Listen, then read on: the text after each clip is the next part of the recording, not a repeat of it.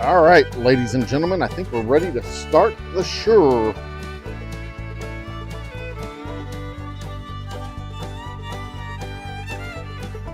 Do a quick sound check on the stream.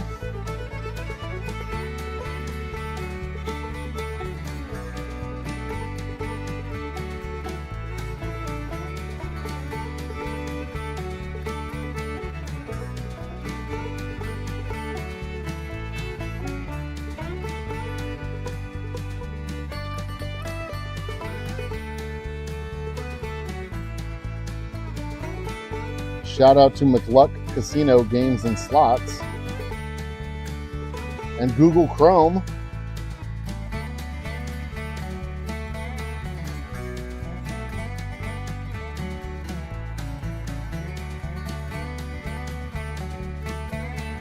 Just got to make sure the audio is coming through okay.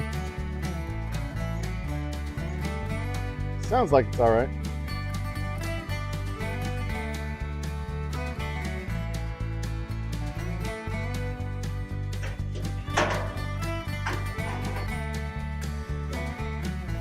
And my boy John's in the house. Good deal.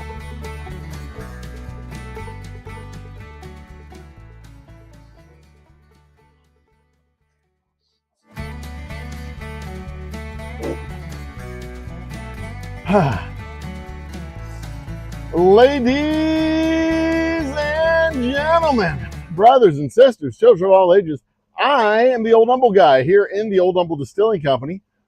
Right here to my left is my bottling table. Right here to my right is my operating bottler. In front of me, behind y'all, is the stills. And over here to my left is my baby still, where we are actually making gin today. The pot is getting hot. I'm about to assemble the column. And then I'm going to move over here to the table that's behind my left shoulder and start boxing up the rest of the gin that we have, and then moving over to bottling up whiskey. I've got as much of my straight whiskey as I can put into bottles before I drain a barrel and do the next batch of straight whiskey. And then another 3 or 4 cases. I want to have another 5 cases or so. That's what I need, 5 cases of our special reserve here to go into bottles. And then tomorrow I'll switch back over to the gin. It is hot. It's not actually hot. It's actually somewhat comfortable. It's just humid. So once I start moving around, I start getting just sweaty. But hey, let's move on and get on with the show. First, though, a word from our sponsors, which are, in fact, the Old Humble Distilling Company. You will be getting a commercial every 30 minutes as a social experiment, because I am curious what commercials y'all see on this stream. So far, I've already seen slots and casinos and Google Chrome. I'm pretty sure Google will advertise on anything. So I want to know what commercials you're getting. They're going to come every 30 minutes.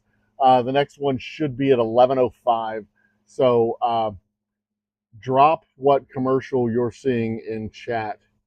A shout out to whatever commercial you're seeing here in chat. Every 30 minutes. 30 minutes on the 5s. That's not going to work, is it? Because there's 5s every 10 minutes. So every 30 minutes on the 5s at the top and bottom of the hour. And I'm going to pin that comment so that everybody can see it, because I want to know who's advertising to my people. I'm curious. Is it pinned? Yep, it's pinned. Okay. All right. So let me turn the camera over there so y'all can see what I am doing in 3. Ads will run shortly for some viewers. It says 33 seconds is when the first ad is going to come. Why so quickly?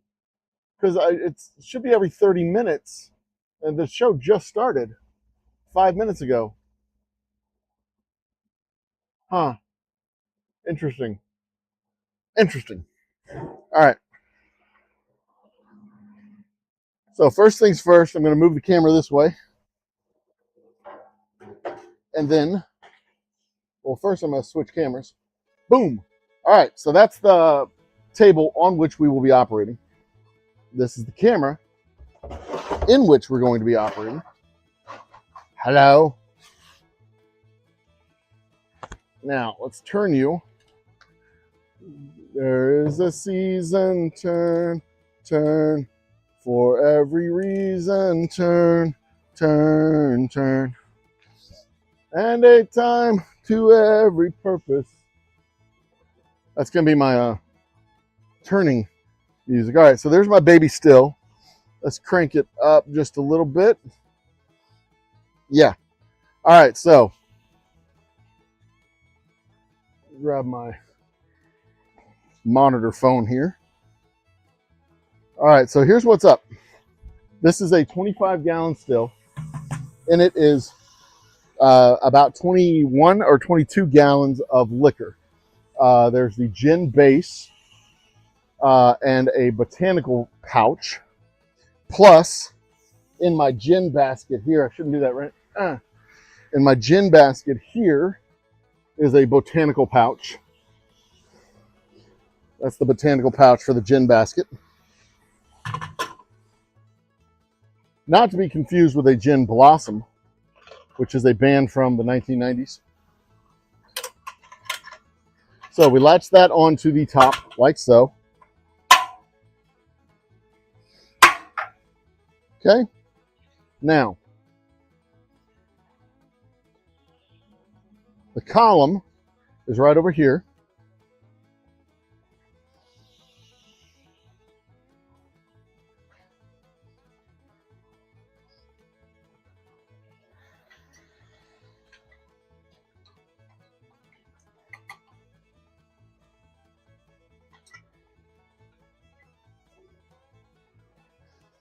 And a time to every purpose.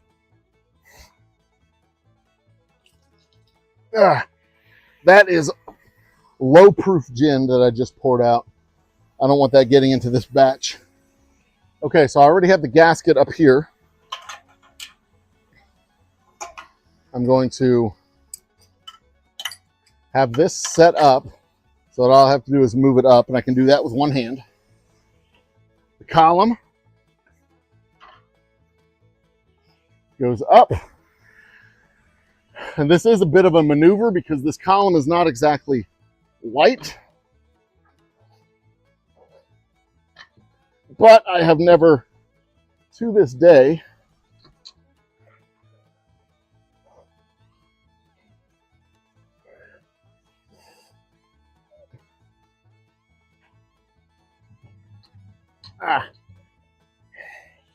had a problem putting this thing and seating it properly.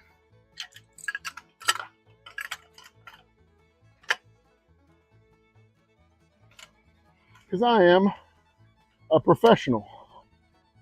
All right. Now, I also realized that I have fucked up my column because this is backwards. But there's literally nothing I can do about that because you see these keys go this way, these keys go that way. So what it is this should have been on this side, this should have been on this side, this should have been on this side. We assembled this whole thing in separate parts, and that's on me. It's going to bother me all day long, but I'm going to do my best to ignore it as well. Now, next thing I need to do is connect the cold water and hot water. Well, the hot water return is already connected. What I need, the cold water is already connected. What I need to do is connect the hot water returns, and it's only hot water return by name, because what happens, the water doesn't get really that hot. it stays in probably the 70-degree range through the distilling process. So, and then I open up these valves. Once those are plugged in, I open up the bypass. So that's going to send cold water up here through this hose right here. Cold water goes into here, and then it goes through this chamber and down here up into our condenser deflegmator, and it comes back out as a return to do the thing again. And it also comes through here. It comes up through here, down through here. So if cold water is running through here, it's going to condense and turn into alcohol here. The vapors are going to condense here. This is the condenser. This is the deflegmator. And what this part of it does is it will condense the alcohol and send it back down the column so that we can get a purified liquor coming out of here. That's why I don't have to do a stripping run. My stripping run is done inside my column. So I can literally just run my still one single time to get a clean liquor. I don't have to do a stripping run and then a proofing run or a finishing run. I can do my stripping run and finishing run all together. If I wanted to knock it down to just 4 plates, I could do that. My other column is a 6-plate column. This is a 4-plate and a 2-plate. If I wanted to increase it to a 10-plate column or a 12-plate column, I could do that and then make clean pure vodka in one run. But right now, I need to make sure the valve is open for the water to come through here. I have a catch bucket down there for condensation that comes off of the hoses, because this is remarkably cold when it comes out, so it'll condense, and I want it to condense and capture in there. I open up this valve here so that it has a free path back.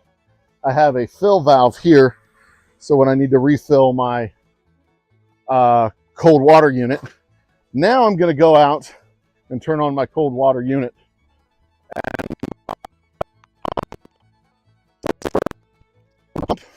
Oh, I haven't plugged my pump in. So first things first, I grab my electrical cord. Yeah, this stuff is outside. You're not going to see it. So I grab my power cord, come out here, and make sure my pump is plugged in. Because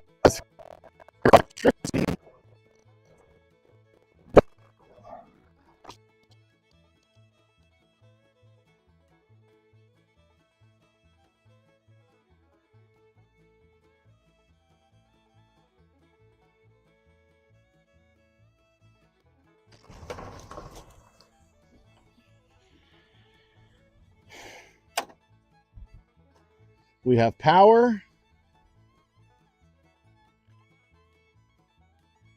Because it is sitting in the sun.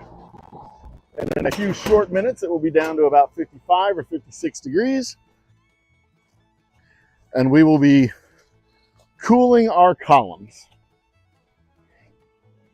And now, for the most part, the distillation process is, well, the manual portion of the distillation process is complete. There's a little bit of a matter of cleanup where I will mop up stray water that has fallen on the ground. I have a towel on the ground to make sure no water collects and condenses and goes towards the tasting room. I have a leak. Now I address the leak. That is not unexpected. I've been dealing with this leak for a week now.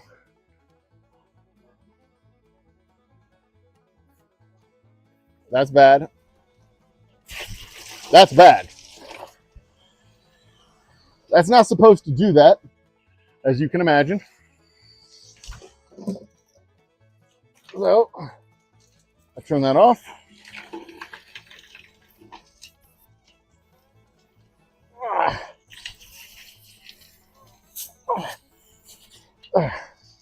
That's bad.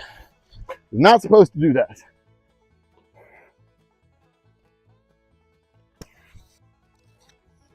Pump goes off.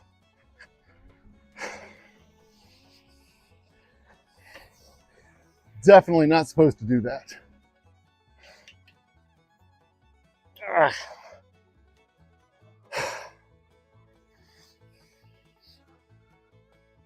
All right. Now let's try again.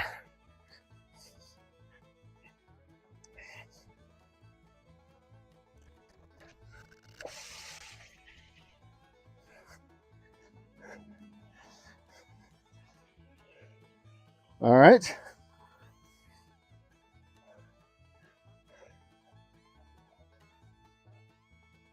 There. That's better. That is what it's supposed to be doing. Okay, we're good. Now I got to mop up a little bit more. That's okay. That is why we do this stuff at the beginning. And don't wait until the end to plug in all the stuff. Because if I waited to the end to plug in all the stuff, then we would have had a very big problem. And possibly had to run to the shop, run down to the store to get some parts. And I have returned from lunch to find a major leak in the water. And that's not a good thing. That's not a good thing to show up and see water spraying all over the damn place in your shop. That's what's known as a bad day. Okay? But this was not major. This was pretty minor, considering how bad it could have been.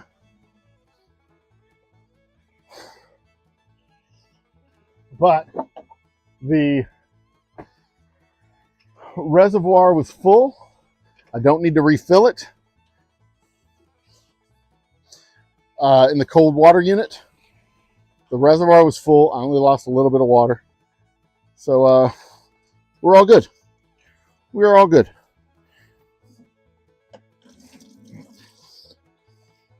And this will dry out and clean up in a matter of hours as well.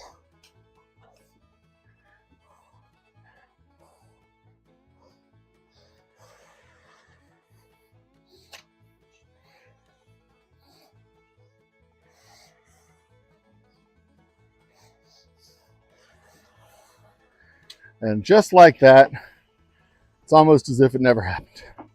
All right. Now let's go on to part 2 of the day, where I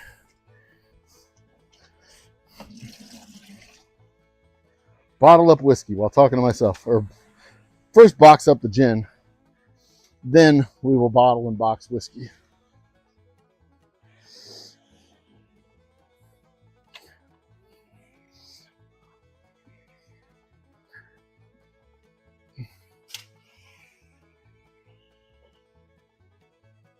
So usually when I have big spills, it's water.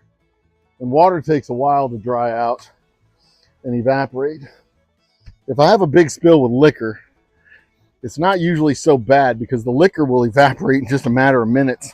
Like by now, if this would have been liquor, it would have already evaporated off and the floor would be pretty much dry. But it's water. So it's not.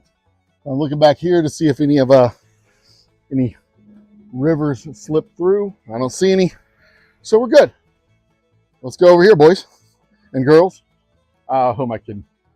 Boys. The flux capacitor. Hey, Ben. All right. Let's turn the camera 90 degrees. Oops, wrong one. Got it. Yeah, hi. You can see my big old ugly face. Is that it? We good? Yeah, that's perfect. That's perfect as it's going to get. All right, I got to go back here off camera real quick to put my hose away.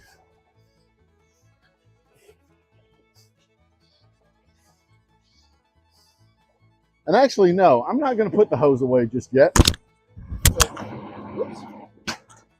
Because there's a real possibility.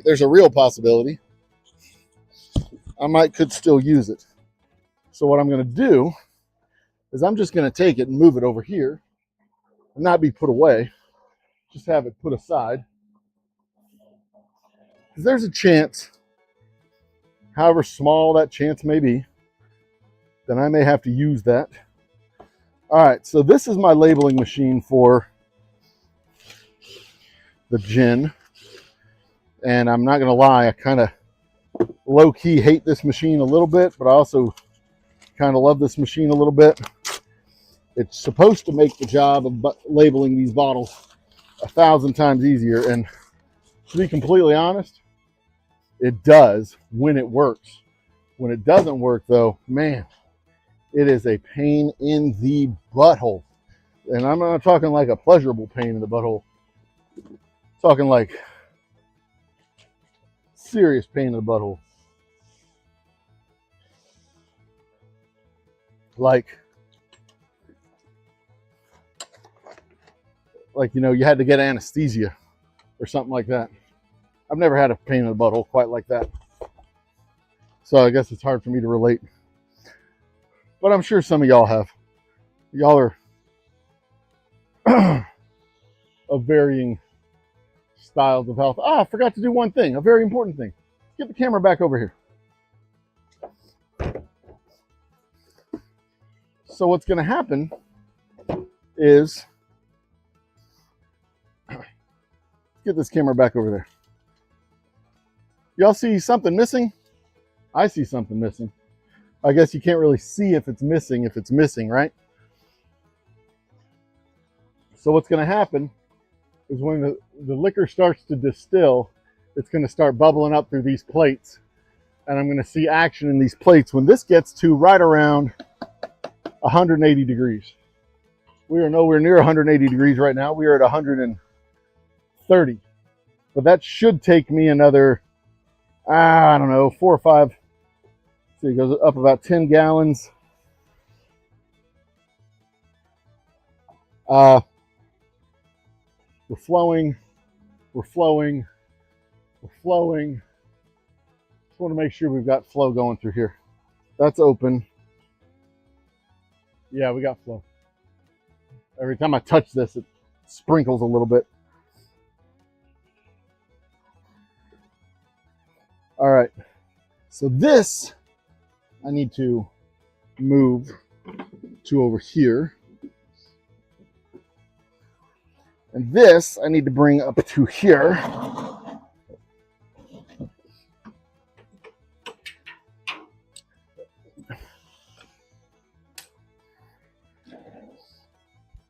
And this is a handy dandy distiller's assistant. What does that do, old humble guy? That's a great question. You see it goes right here on my parrot. Goes through this little tubey here and down into this 7-gallon carboy, where I will be able to collect and inspect the liquor as it distills.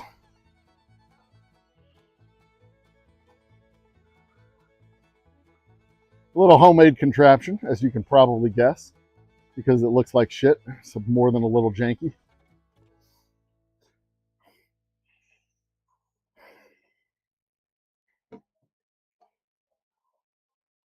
But it gives me a steady downward flow into the carboy, which holds 6 gallons at this top strap here. That is the 6-gallon mark.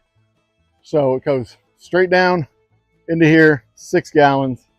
And then I dump it into that barrel right there, that drum right there. Okay, now we're ready to go. That would have been bad. I'm sure y'all can guess how bad that would have been. Very is the answer. All right, you good? Back over here? We're back over here. Time to go. Awesome.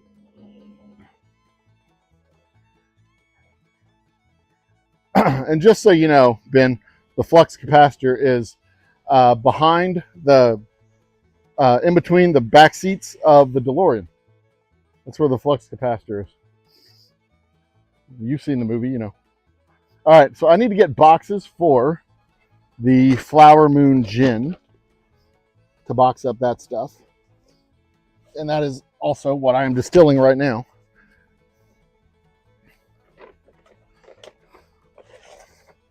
I am trying to build up some inventory because we have some big changes coming to the Old Humble Distilling Company in the next 3 months.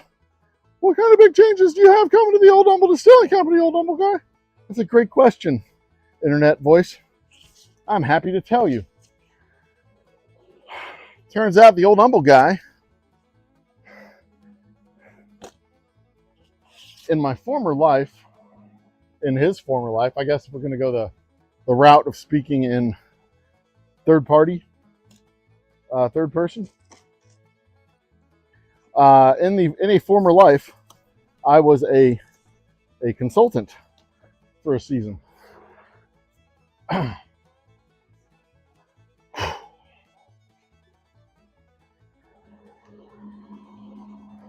And as a consultant in my former life, I am uniquely qualified to be a consultant today.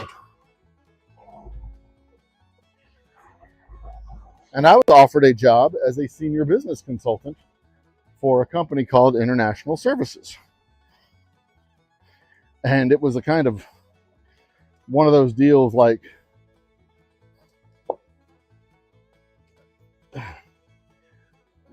goddamn, yeah. Where do I sign? It was a very nice deal. Kind of those deals you can't refuse. 2, 3, 4, 5, 6, 7, 8, 9. 1, 2, 3, 4, 5, 6, 7, 8, 9, 10. So that's 99. I have 99 bottles. 99 bottles of gin on the table. But here's the caveat. As the Old Humble guy, I was able to be here doing distillery work every day, or in my office doing distillery work. I was able to do distillery work every day. But much to my great disappointment, distillery work is not quite paying the bills. So it is now a fantastic opportunity for me to take a job and pay the bill. But I have to trade off with the day-to-day distillery work. So I need to build up some inventory so that I can start a talent search to find the next Old Humble guy to take my place as the Old Humble guy. Ideally, it'll be somebody who knows their way around a still, but that's not necessarily a requirement.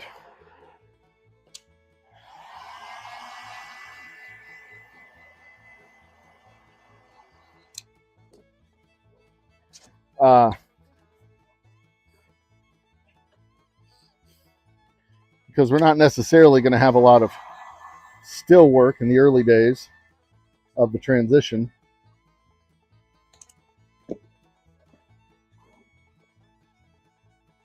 And honestly, still work can be taught.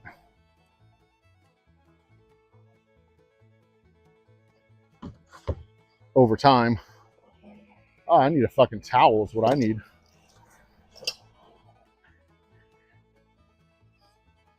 I'll take this one. That looks clean.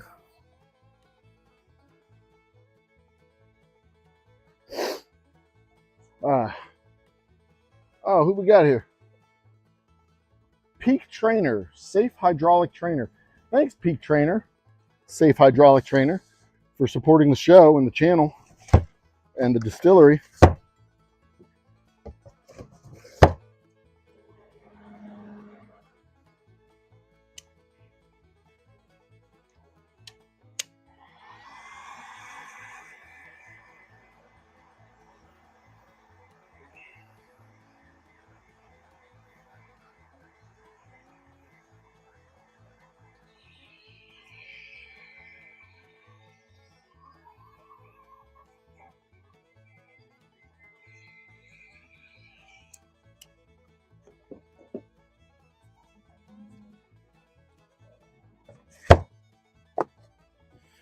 Anyway, so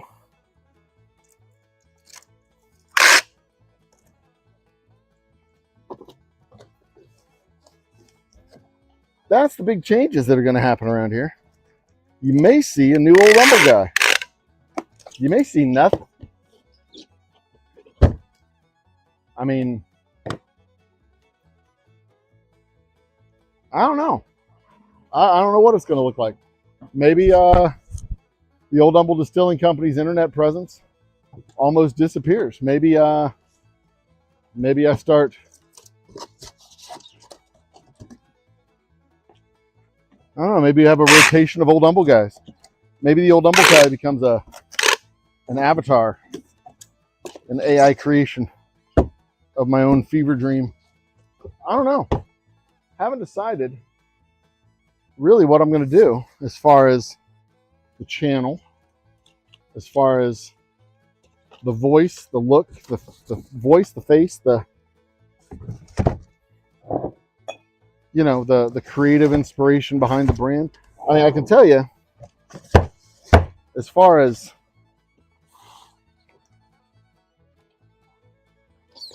creativity and the creative juices and such, I am probably failing on that count. As far as is 98 a multiple of 6? No, 96 is a multiple of 6. So I could take 3 of these bottles and bring them inside.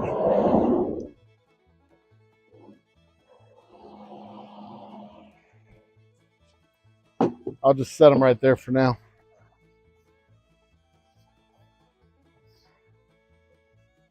But as far as craft distilleries go, and the products that craft distilleries do, I recognize that what I've always wanted was to have a whiskey distillery. I always wanted to make whiskey. And we make a damn fine set of whiskeys. But we're also not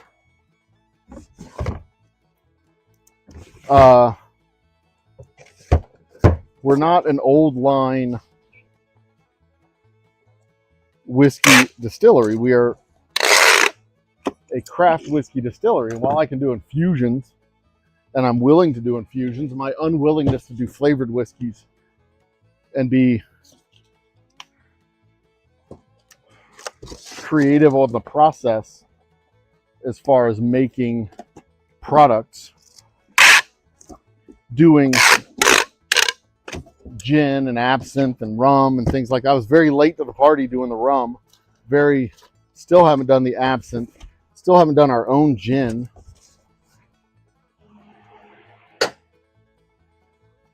I keep running into these labels that are peeling off because these labels are substandard bullshit labels.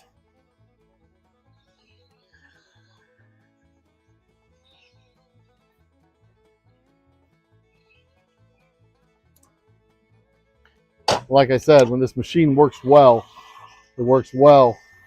But when the product is shit, when the labels suck, the machine doesn't work very well.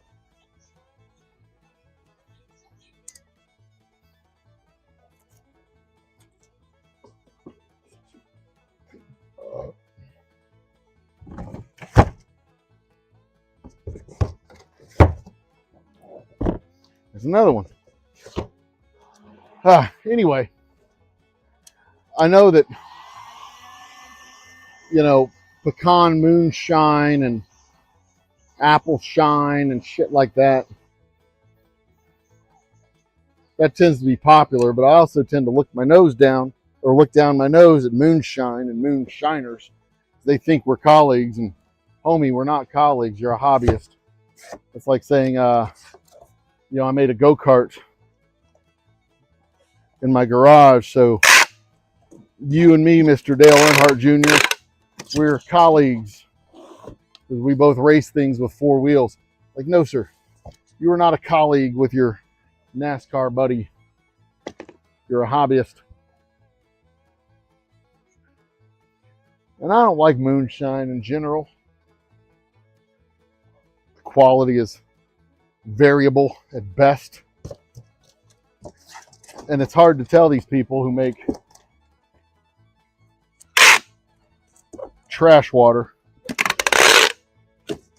They're making trash water because they're very proud of their trash water. And it's, you know, not necessarily a bad product. It's just a product I don't like. So I'm not going to tell them that. I would never tell someone that something they made is bad. I'm not a dickhead. I'm not a dickhead like you are, Vincent Shepard of Facebook, who has never fucking had my product, but felt compelled to comment on one of my posts that my product is terrible. How do I know you've never had my products? Because I've got receipts, dumbass. Plus, I've seen what you drink. Because you post pictures of what you drink. And I can assure you, if you say my product is bad and you had it, that is a compliment.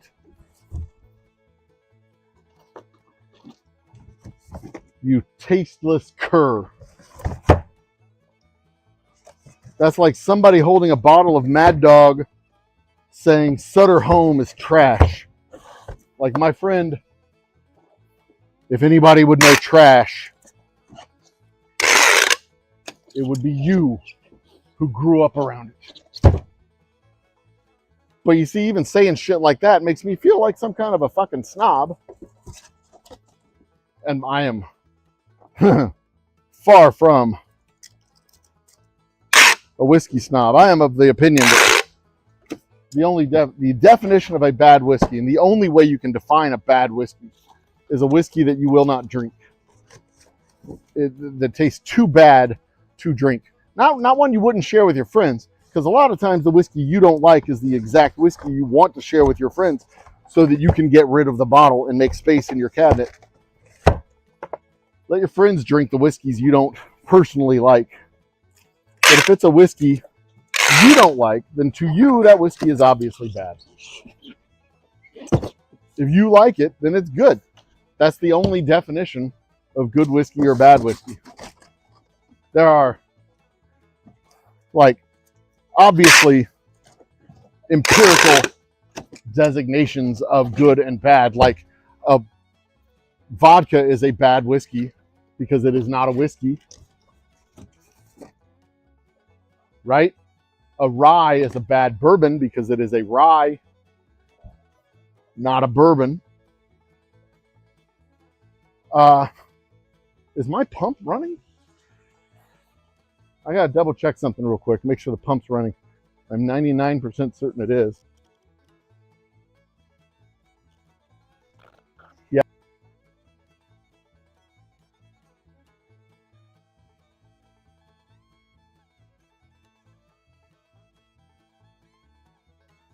Perfect. All is good. Everything is running. Almost like I know what I'm doing. Almost. But the OCD nature of what I do, I need to double check and make sure that we don't have any pooling of water where it shouldn't be pooling.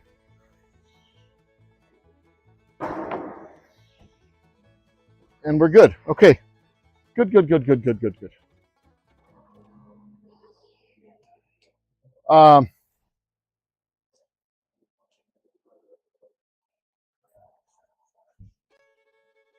Okay. We're all back. Everything's good. Everything's good in the world right now. But yeah, that's always been my philosophy as far as beers go, as far as whiskeys go. I mean, hell, even as far as steak goes. Chicken is bad steak because it's chicken. And if you like it well done, well then by God, eat your steak well done.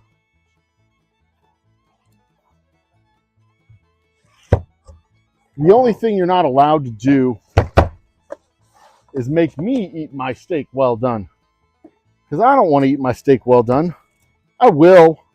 I prefer medium well over well done. Obviously, I prefer medium over medium well, and I prefer medium rare over medium. I do not like rare steak. Rare steak is the nastiest fucking shit on the planet. I mean, at least cook it. Cook that steak, god damn it. That cow gave its life for you. The least you could do is give it a proper burial in your belly.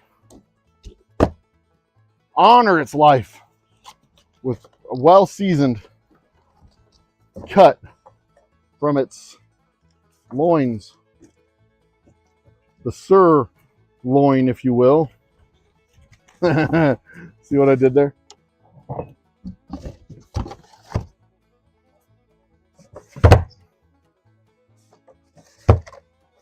Anywho,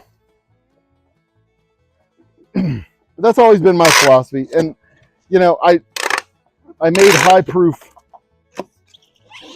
products not because I liked them, but because the people demanded it. Right, Ben? I don't have any problem being a man of the people and doing what the people wish. I'm not going to sit here and say, well, the people are wrong. I can say that I don't have the capacity to make flavored candies. I have said somewhat jokingly, but you know, with a little taste of reality attached to it, that flavored whiskeys are what people make for people who don't like whiskey. And I've always said, we are a whiskey distillery. If you want beer, go to a brewery. We're not going to make beer. That's not what we do. I mean, you know, you have to draw the line in the sand at some point. You have to draw the line in the sand at some point and say, this is what we do, this is what we don't do. You can't be everything to everybody all the time. But, that said, you have to be enough to enough people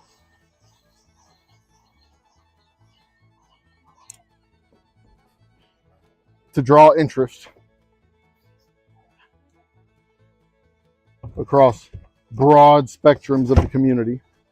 And maybe it's time I brought in an assistant distiller,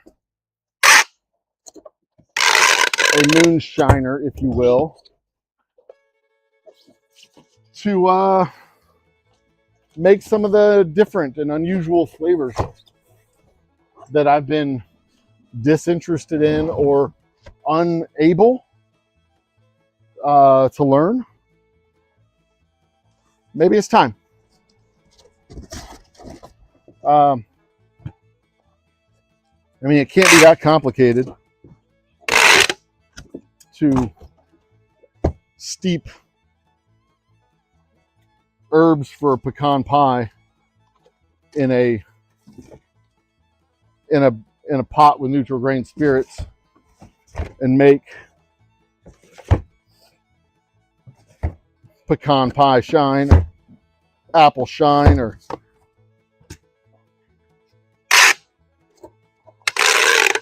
maybe I'd call it Bender Shine.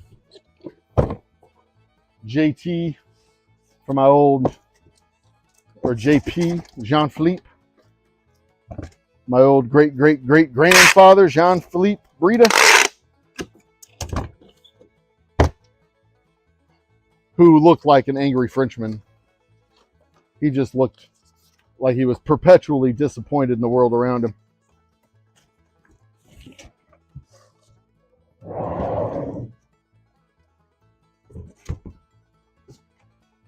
And I have to assume he was somewhat perpetually disappointed in the world around him, because he comes to America to start a vineyard, or to be a doctor. He gets the opportunity to start a vineyard. The then finds out that he has to be a slaver too. So I'm gonna remember him as a guy who had to own slaves because that's how business was done, not because he wanted to. Because you know the French by that time, by the 1830s, the French were done with slavery. The Haitian Rebellion. Ugh, what the fuck is that? Oh, I thought that was a wasp. The Haitian Rebellion had given them a distaste. The French Revolution. I mean, they were still quite the French bigots. Like, we are French. French is better than the rest of the world. I will look down my nose at you and spit.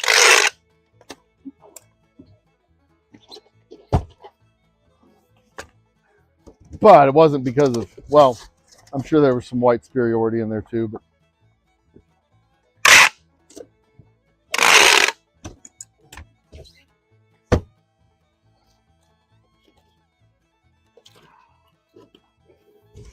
but I did have relatives who got kicked out of town, kicked out of Natchitoches because they were Republicans in the 1870s. And if you were a Republican in the 1870s, you were on the wrong side of the political divide in the South.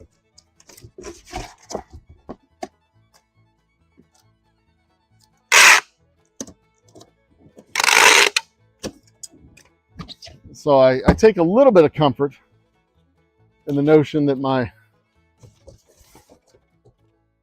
great-great-great-grandfather, Jean-Philippe,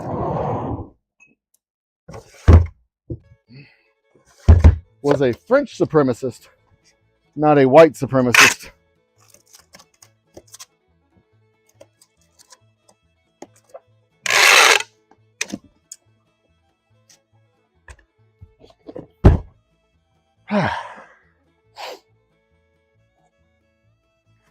All right. As soon as this table is clear, I can start doing the whiskey, which is my first love at this old girl, this old place, this old distillery, this old outpost, way station. Let me check on my still over here, off camera, because I don't want to move the camera. We're at 140 degrees. We are 40 degrees away from action in the column.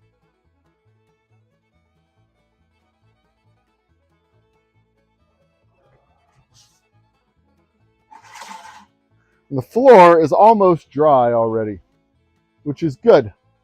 It's what it should be by now. Almost dry. All right, back to work. Sunflowers. Hey, girl. What's up? I don't know when that comment came through. I didn't see it. There's my girl. You're here. Business for the first half of the year has been fucking terrible. The tasting room has been doing okay. But because we had the problems with our distributor, which started off with all the promise, but our distributor got bought out. They said we weren't going to change anything. Give us till May when everything's finalized. Everything got finalized, and they said, we're cutting your division. Fired everybody in the division and told us we had to go find a new distributor. So that search took 2 months. I finally found a new distributor, and I am finishing the first order and delivering it to them tomorrow or Friday.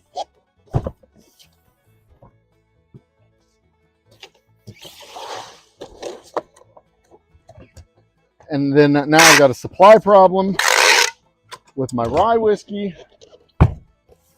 The long and the short of it, Christina, Sunflowers, is I'm starting a new job on April 10th.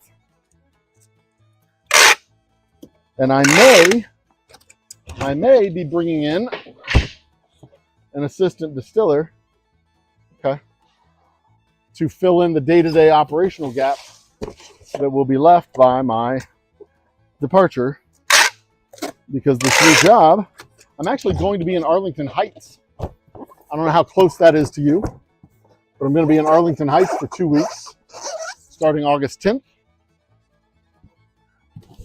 So, if at all possible,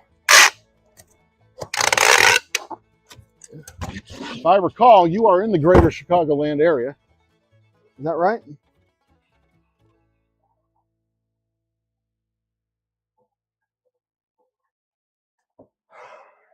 But the really cool thing about this is it's going to give me a chance to take a step back and kind of evaluate the operation without being in panic mode all the time. You know, trying to figure out, like, oh my God, we have to do $5,000 a month in order to break even. Like, that is a constant pressure cooker. You know what I mean? Constant pressure going on, constantly bearing down on you. And when things aren't going great, it is a real challenge. A challenge to the point where I decided I needed to figure out how I was going to pay for braces and maybe a roof.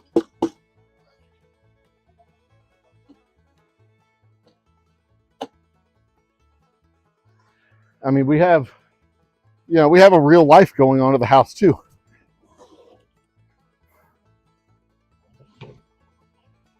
Which is hard to imagine, you know, real people things happening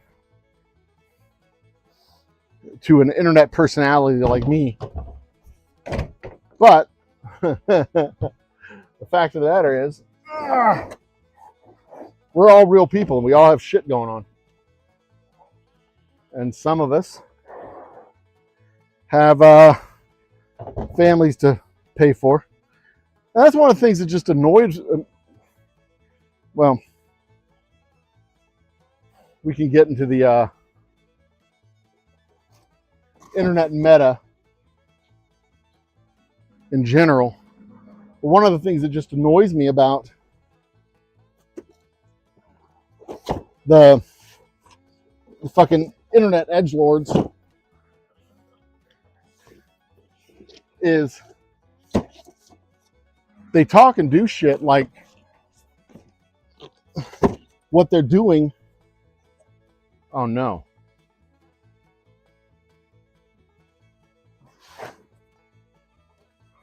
That's an empty barrel.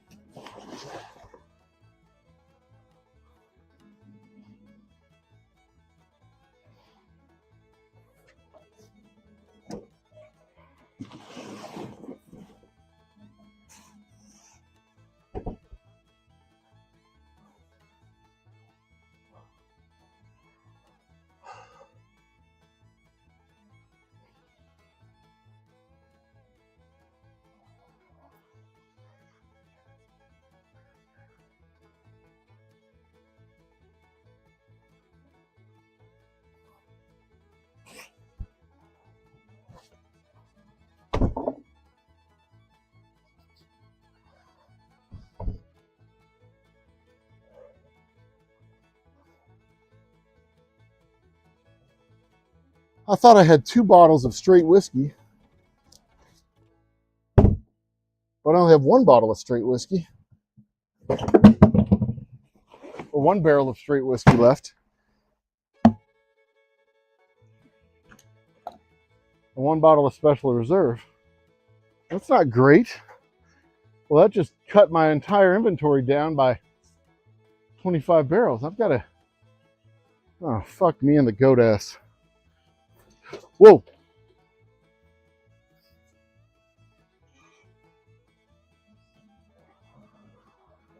Be right back. Hang on one second. I gotta.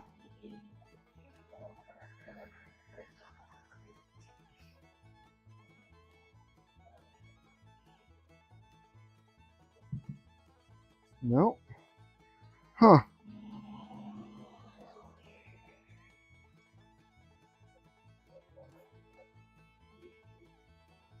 It's all right. It's all right. We'll be good. We'll be fine.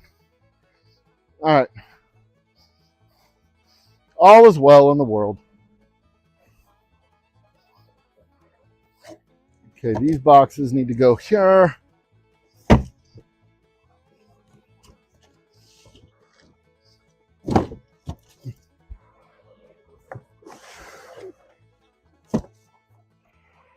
These boxes need to go up here. Anyway, I can't remember what I was talking about. Oh, these edgelords. Yeah, they don't really believe what it is they say. They don't really believe what it is they talk about. They just do this bullshit for likes and clicks.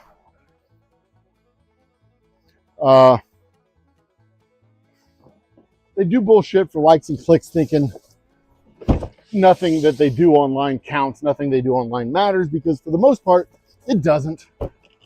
And they don't really believe what they say. They don't really believe the bullshit. I'm convinced that Joe Rogan doesn't really believe the bullshit that he propagates. He's just doing it for the views, doing it for the clicks, doing it for the money. And then you have these other dumbasses like Tim Pool, who is the only one whose name I know, that does this shit literally because they get paid. They get paid Russian money to repeat bullshit propaganda. And then they're like, oh, I had no idea. Yeah, fuck you. You did. How could you not? How could you possibly not?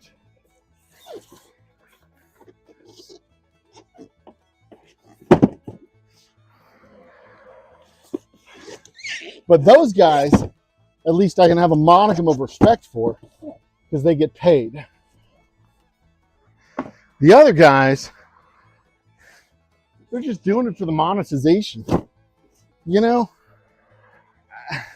It's hard to have respect for someone who's just doing it for the monetization and feeding into their stupid little echo chamber that they build. It's hard to have any respect for those people. I mean, it would be one thing if you actually believed your bullshit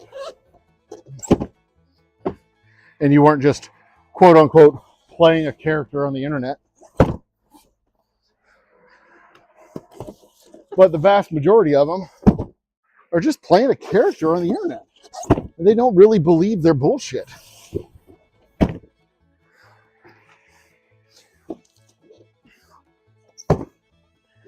And these people are the ones that I have zero respect for.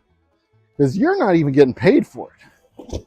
You're just trying to get the ad revenue. And the ad revenue,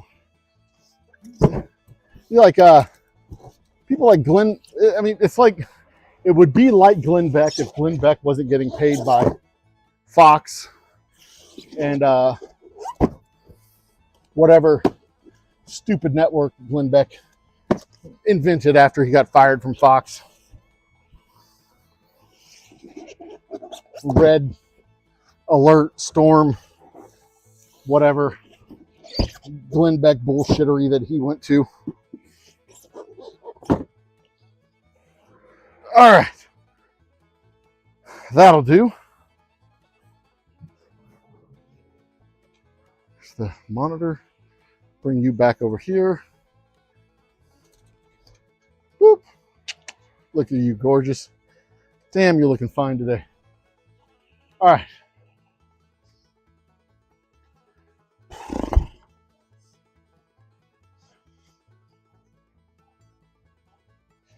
Anyway, it's hard to have respect for those people because you know they don't believe what they say. They're not. They don't remotely believe in their own bullshit, but they're like, alien conspiracy, blah blah blah blah. Like, fuck you. Just because Joe Rogan can do it doesn't mean you can do it. Flat Earth, blah blah blah. You're not funny. You're not clever. You don't sound smart because you're counter intellectual. You just sound stupid and dishonest. Which is one of the many reasons why you don't find me on a lot of forums anymore. Because I just don't have the patience to put up with that bullshit.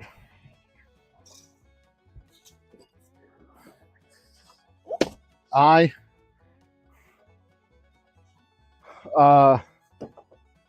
trade in authenticity. And if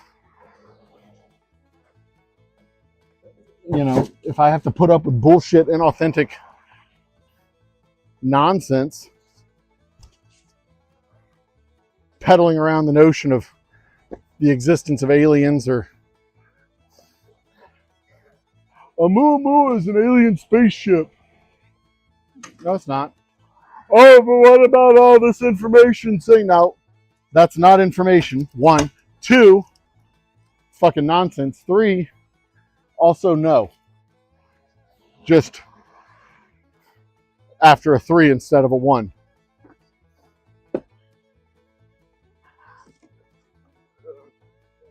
I mean, this is just stupid, inauthentic nonsense. And I don't want to be a party to it. And I certainly don't want to lend any legitimacy to it.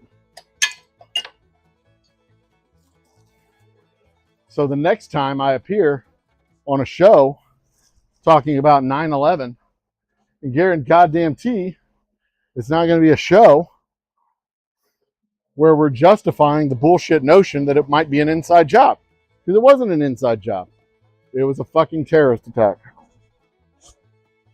And if you can't accept that 15 years later, then you are a small-minded wackwit who doesn't understand how things work.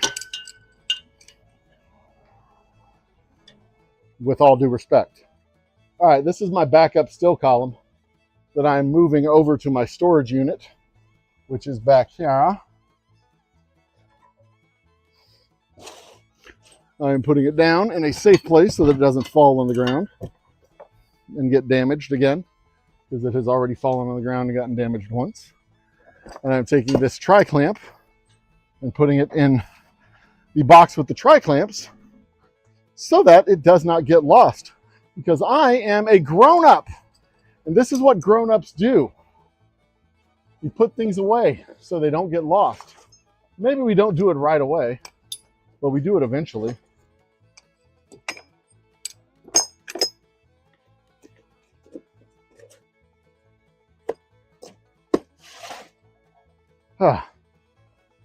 I will message you when I get up there and we can have coffee or lunch or dinner or something. I don't know. Something. All right, this needs to go over here. This whole table is a problem and I don't like it. It's covered in shit, so I can't use it except to put shit on it. I don't like it. There, I said it. I don't like it. All right. So I've already got 5 cases of the Special Reserve. I guess I could just go ahead and knock off. Well, what I need to do before I knock off 5 more cases of Special Reserve, I need to just bottle up the straight whiskey that I've got, because I'm going to have to open up another barrel of straight whiskey.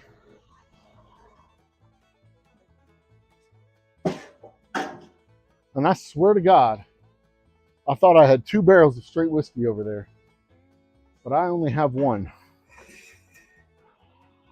And I do not recall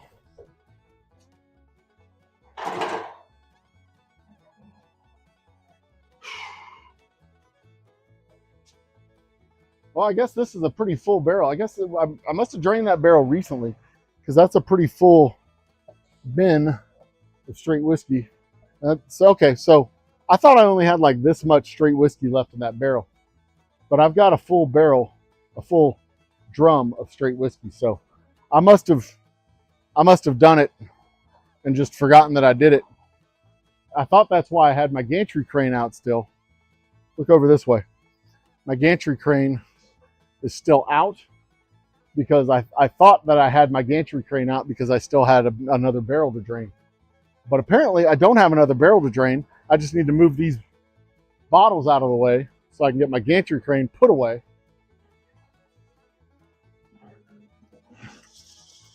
But in order to get those bottles moved and put away, I need to get my lift jack from over there.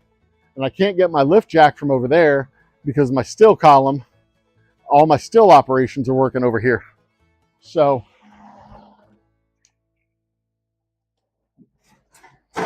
this is the life of a small distillery. It's not a big industrial facility, so everything's kind of cramped and on top of itself. So I'm going to try and figure out how to get this through here. It is on wheels, so that makes it easier. Not easy, but easier.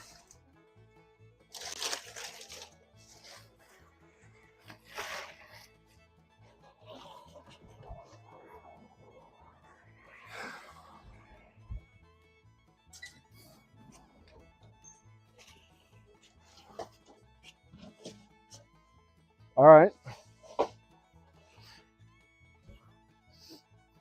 Like I have a spot where it's supposed to go when it's not in use.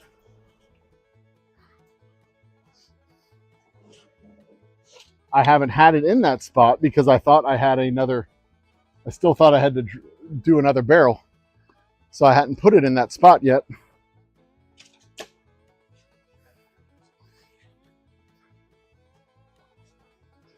But we're good. There was enough space back here that I could walk the feet through and get it back where it needs to go. That actually takes a lot of the clutter out of this space because that gantry crane did not belong there. And everybody knows if you have something where it doesn't belong, if it's out of its designated space, then everything else is moved around to accommodate that thing. So it creates an appearance of clutter, even if you're not, actually cluttered. It gives this appearance of the clutteration, so to speak.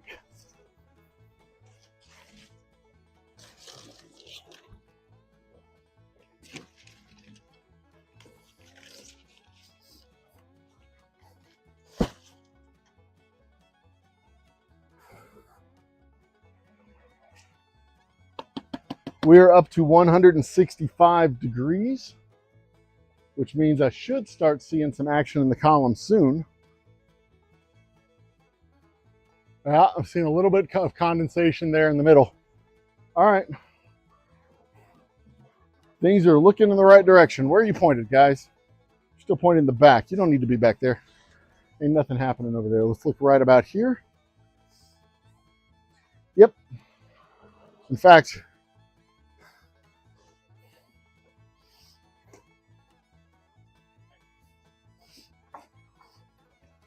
let's move you guys to right about here. Nope. Let's go to right about here. Yeah, because I'm going to be right about here. Over here. I guess I can move y'all back just a little bit.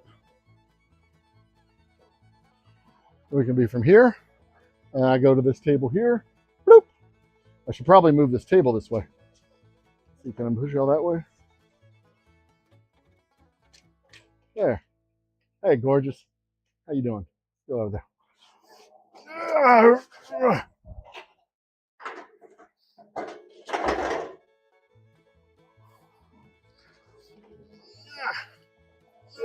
There we go. There. Here, fill. There, place. You're not going to see where they get placed off. They're going to get placed off camera. You're just going to have to deal with that level of rejection. I'm sorry. All right. So let's go. Come on, bitches.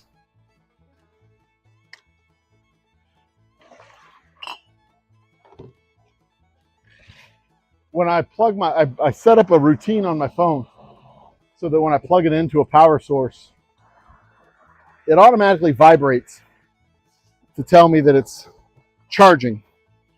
But I've also set up a routine so that when it starts to get power, it says, "Oh, that feels so good, Master. Thank you." It's funnier when you have to actual plug, but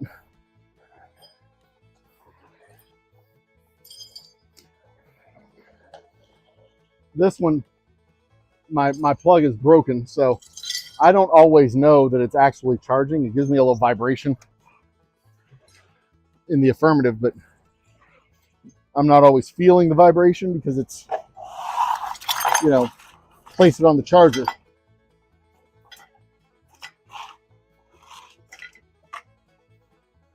Broken bottle. Y'all are in the way. Let me slide through here. Excuse me.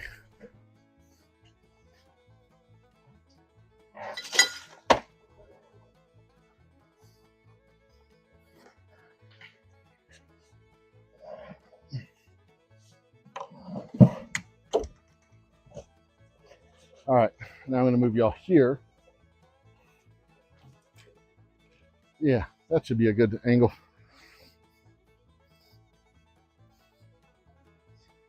Yeah. All right, so you can kind of see what I'm doing. That'll work. Whew.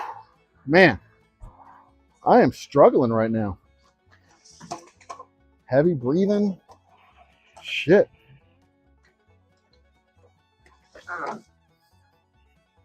All right, let's get some bottles going. Oh yeah, I'm gonna have to drain fluid from the line because I think last time I did liquor, it was gin.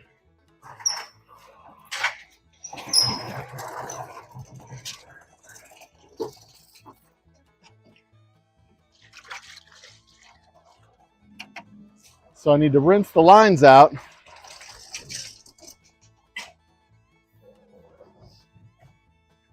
So that my whiskey won't taste like gin. And I need to put away my broom.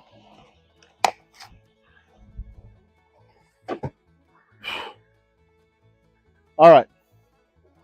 Hose. Where my hose at?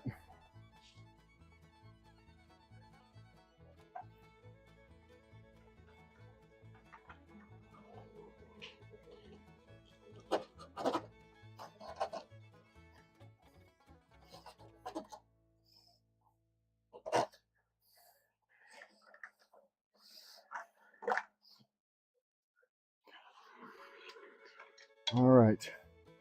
So I actually prefer to go from straight whiskey to special reserve. So we're going to do our straight whiskey first. Because if I go from straight whiskey to special reserve, I don't have to worry about the flavor of the straight whiskey being contaminated with the flavor of the special reserve. The special reserve is a heavier, darker flavor. So the first handful of bottles of the special reserve will influence the flavor of the straight whiskey. And I don't want that to happen.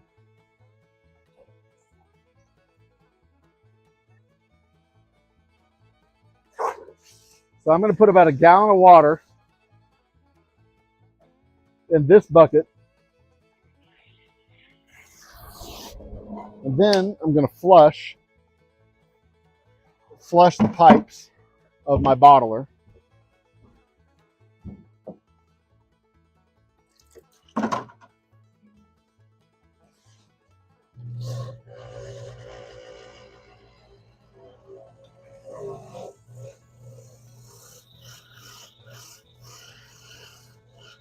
It looked like they were pretty clean already. And I think I had already done the straight whiskey the last time I did it. So I'm going to run about a gallon of water through here. Oh, I know why I'm feeling so bad today. Like why I'm physically struggling. Yesterday I had gastric issues.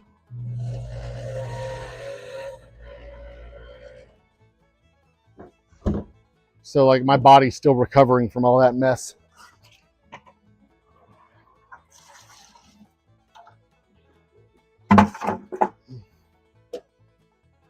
No, it was not because of the Taco Bell or Tyson Farms. It was just had a bug in my butt.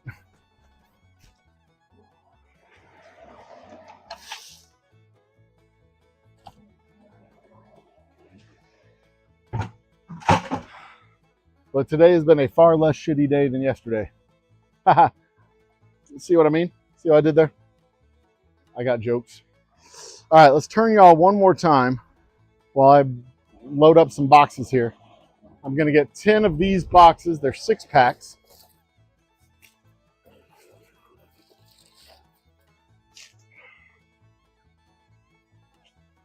I need my knife. Where's my knife?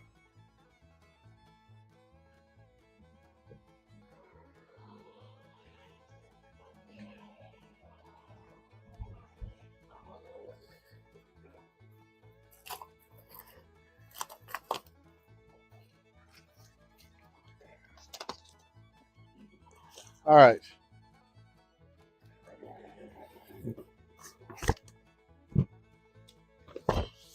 One.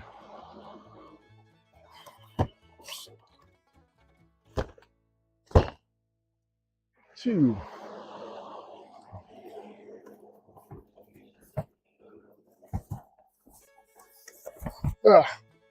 3, 4.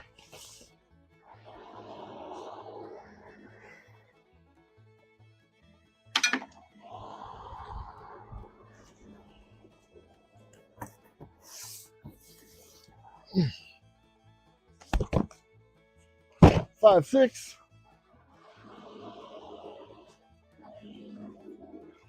7, 8.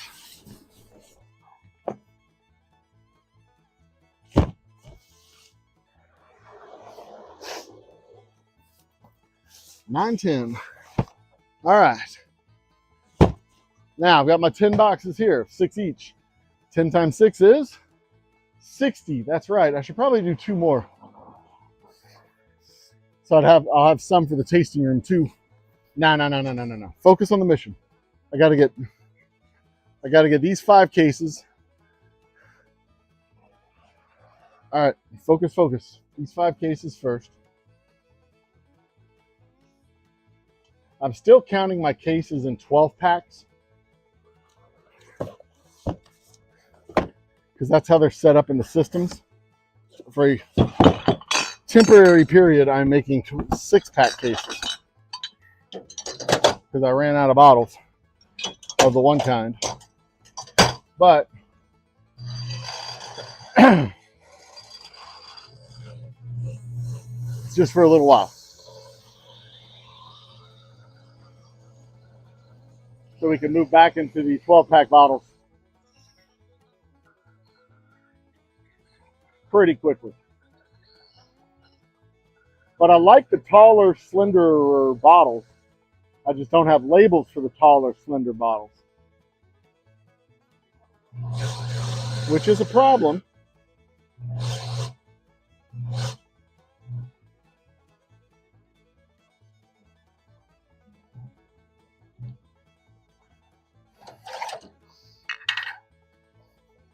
It is a problem because the labels are a little bit small for these bottles. They look a little bit unusual on them. You know, like when you got a hand-me-down pants, high waters that don't quite fit you.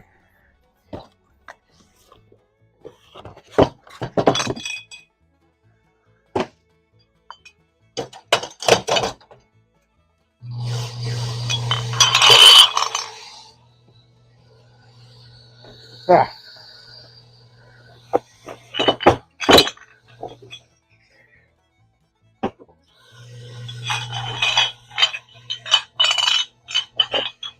So my mission for the next 6 months is going to be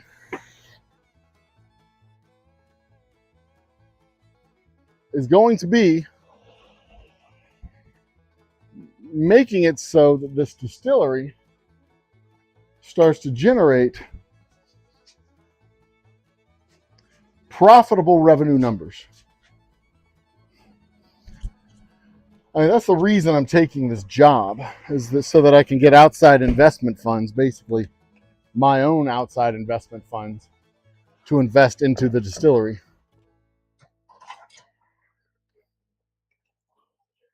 With a little bit of more of a marketing, but I mean, I've tapped out friends and family and savings, and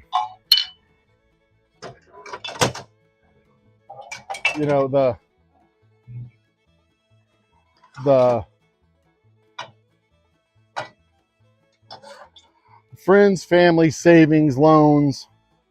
I've tapped every fucking resource that I've got. So the mission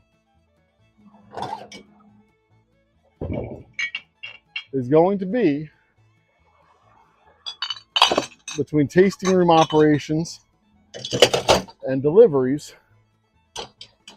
monthly deliveries,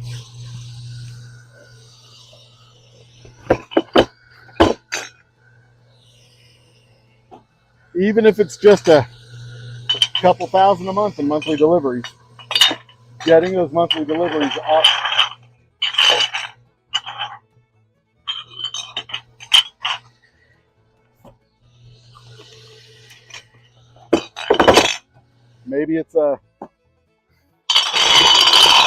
Maybe it's just a function of adjusting the ad spend and focusing on the independent stores, naming them. Now available at.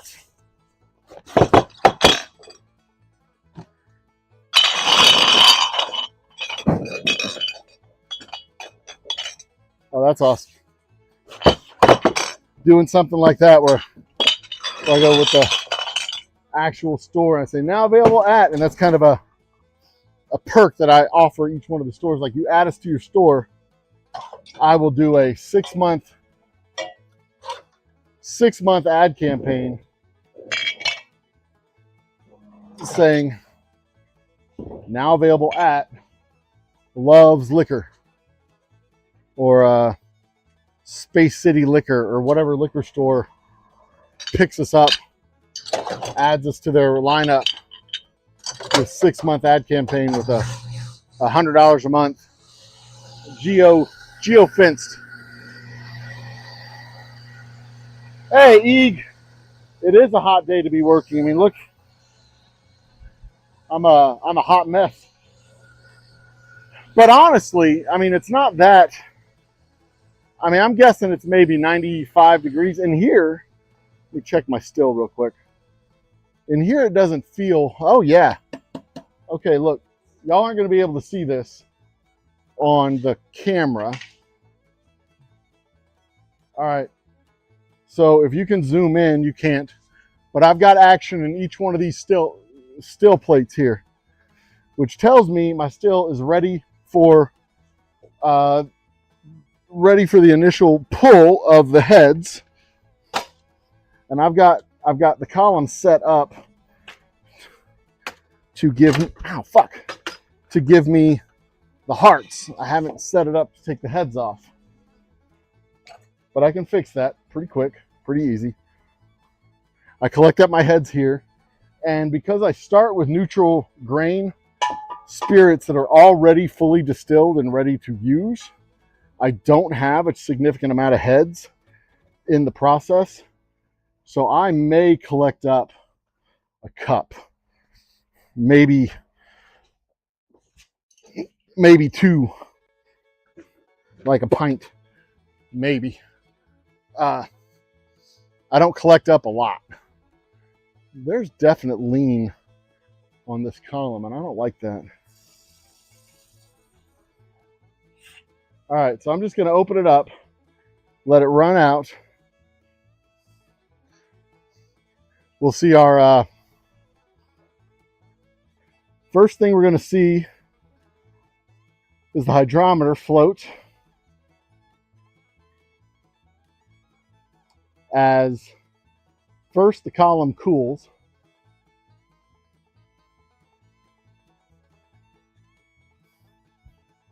Where is the fucking...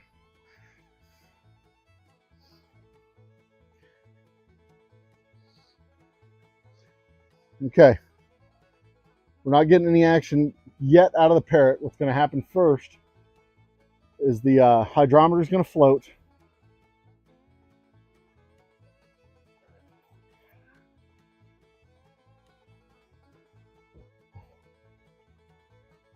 As I've turned water off to the deflegmator, and it's staying on in the it is staying on in the condenser over here.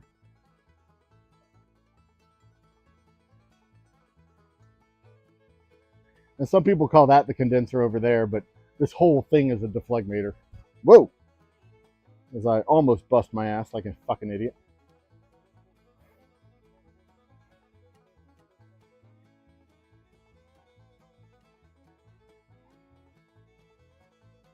I hear it dripping, so we're about to start seeing it move. There we go. Rise, chicken. Arise. Rise, chicken. Arise. And see, this is cold to the touch. That is about 160 degrees. I don't want to touch it. But we are going to get about 100. We're getting 190 proof liquor coming out of here right now. And if I look over there at the temperature gauge, if it is reading what I want it to read, then we're going to probably shut this off pretty quick. It is reading 160. So I am going to shut this down real soon. It's already getting the type of liquor that I want to get. I just want this to give me a quick little drain of the heads.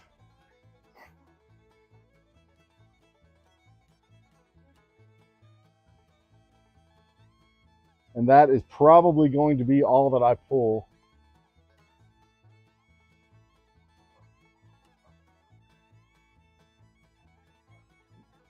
Or at least not much more than this.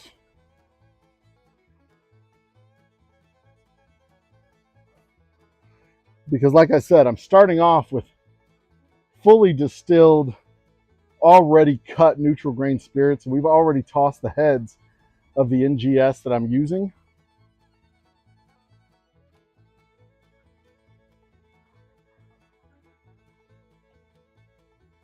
So we don't start with much heads to begin with. I start with clean liquor when it comes to our gin runs.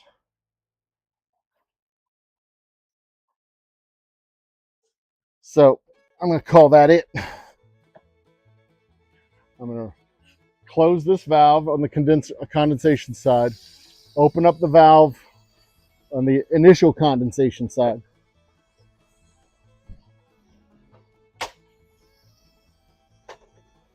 The temperature is already where I want the temperature to be. So I know I'm getting good ethyl alcohol coming out of the still column. I know I'm getting the product that I want. So I can just go ahead and start collecting my hearts. And when I say I don't collect up much of the heads, like there's not a lot of heads to collect. Like this is it. Again, because I started with neutral grain spirit to begin with, that had already been cut.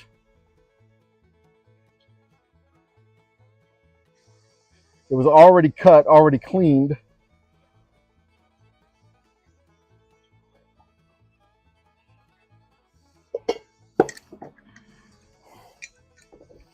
It gives us, and we're about 185 is where we're going to start. 185 proof is where we're going to start the Hearts run. The column is already charged up and ready to go. So we are now cooking with gas, baby. That's not true. It's electricity. We're cooking with electricity.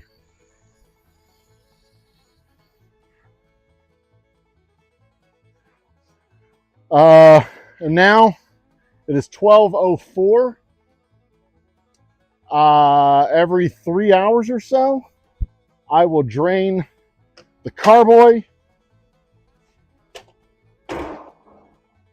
and so it'll be 6 hours. I'll get 12 gallons of liquor, and then the last of it will take about an hour and a half to get me the last bits. Look at that handsome devil. That's about where y'all need to be.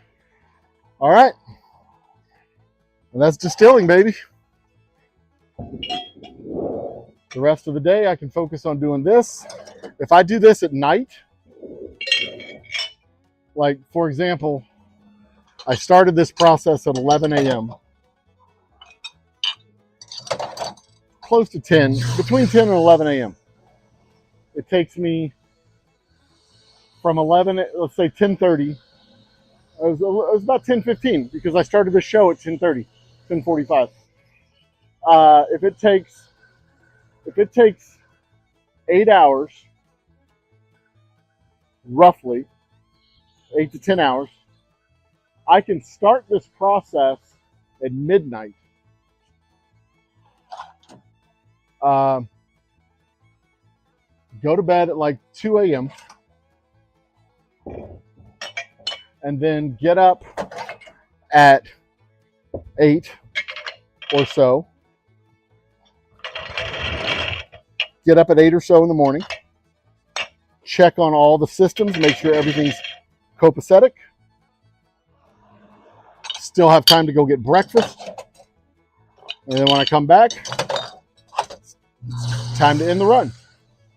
Because I can set it up to drain straight into one of my drums instead of going into the carboy. I can just let it go straight into one of the drums. And then I don't have to worry about, I put it into the carboy so that I can measure how much I'm getting off of the spill.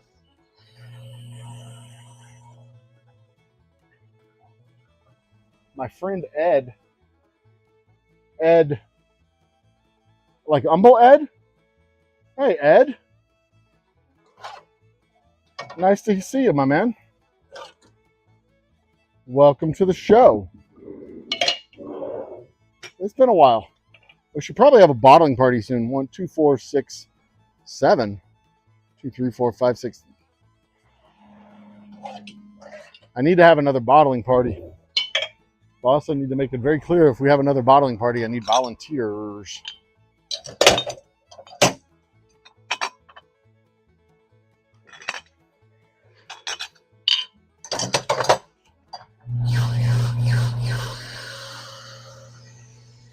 Oh, Ed is a old school homeboy. He was he helped me.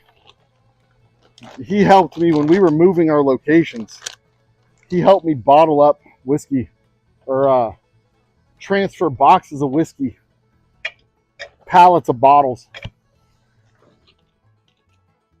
to get stuff ready to move in like an emergency situation. It was he was an all-star that day. I'll never forget that, Ed. That was an absolute all-star maneuver for you. I super duper appreciate it.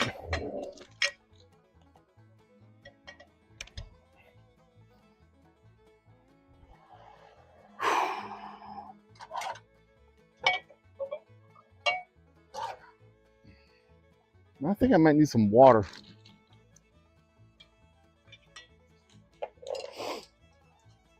Because you're right, it is kind of hot. I have the fan going, keeping things relatively comfortable in here. But, you know, you can only stay so comfortable for so long.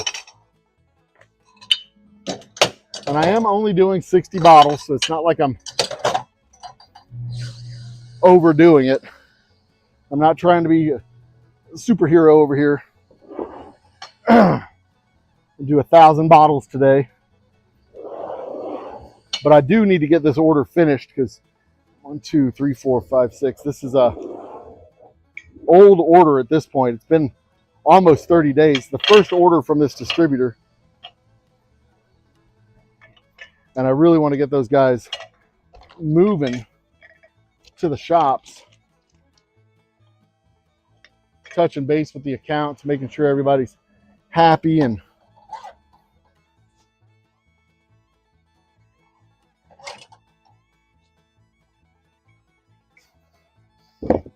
that we have product to move. And I have a feeling the Louisiana people are going to be contacting me soon.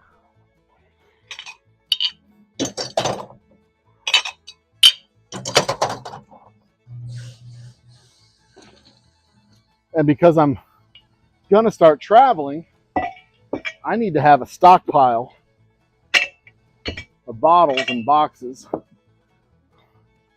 I really ought to go on a big push and just box everything that I have up.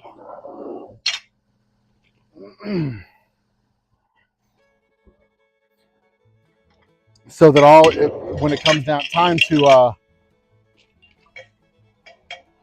when we do get an order and I'm in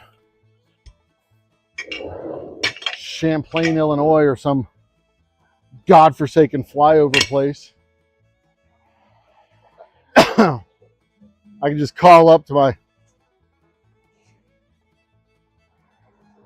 whoever is running the plant. Hey, Ed, might be an opportunity for you.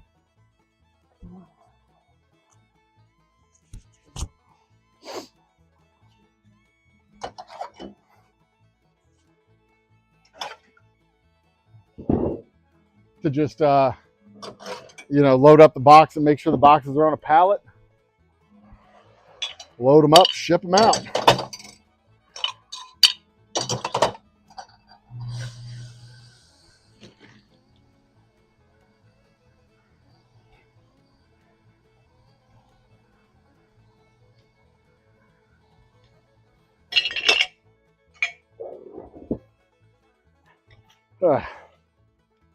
In fact, I think that's what I might end up doing. Just bottle up everything.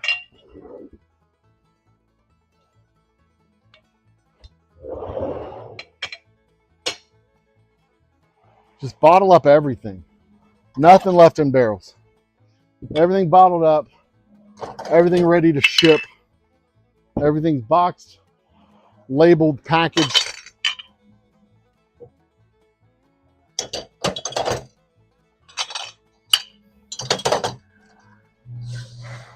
And I have a pallet of the straight whiskey, a pallet of the special reserve, a pallet of the rye. About to sneeze. Excuse me.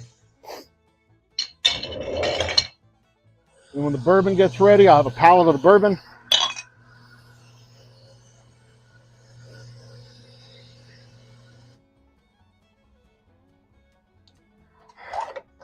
Then when the purchase order comes in, I just drop a line to the plant manager and say, hey, here's the mission. Then I don't know. I'm not sure.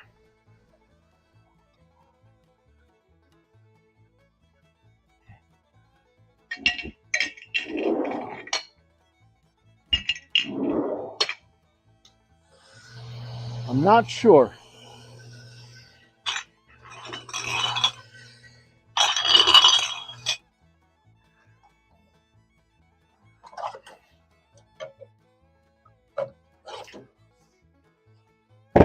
But I do know by the end of this year,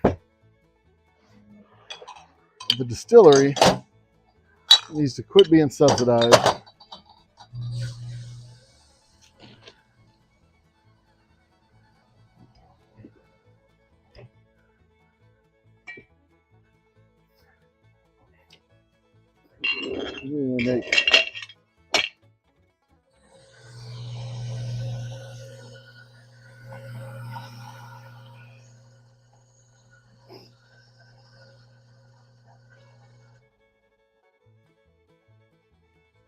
So what's in the news? I haven't been watching the news hardly at all. I've been watching the World Cup, but with the World Cup over, I haven't watched any TV in days. We've watched. Oh my God, my kids wanted to watch the fucking Winnie the Pooh movie, Blood and Honey. Apparently, this company. I say apparently because I'm not really haven't looked into it close. This company has done the taken the cartoons that have hit public domain. Winnie the Pooh, Mickey Mouse, Popeye, Bambi, etc. And made horror movies out of them.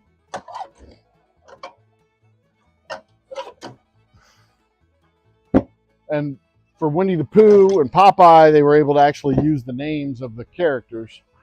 For the Grinch, that one's not in public domain, so they called him the green one, the mean one, and kind of a wink and a nod towards the copyright stuff.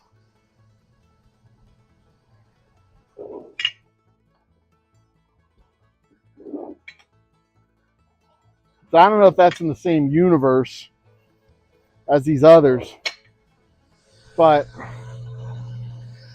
from what it looks like, they're working their way towards some kind of Avengers style collection of characters. I'm not sure if that's the case or not, but my God, these movies are fucking horrible. And they're not even like funny bad like the Scream movies. They're just bad.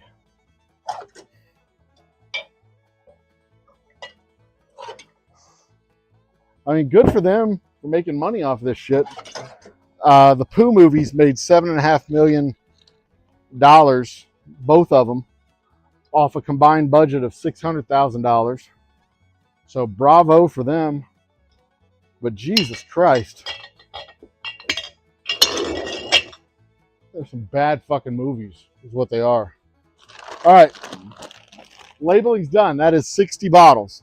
1, 2, 3, 4, 5, 6, 7 times 1, 2, 3, 4, 5, 6, 7, 8 plus 4. Yeah, this won't stand. I can't do that. Sorry. That's 8, 9. No, we're going to go the other way. We're going to go 10 by 6.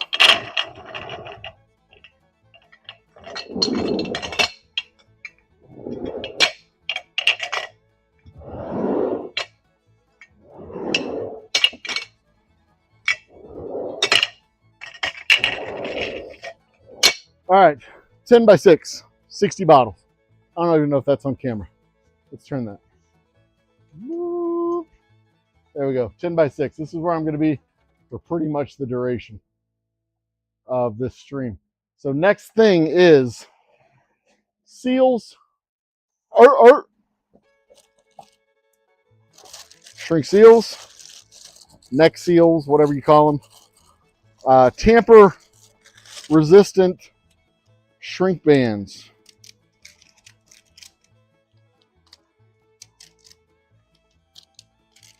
And then the labels.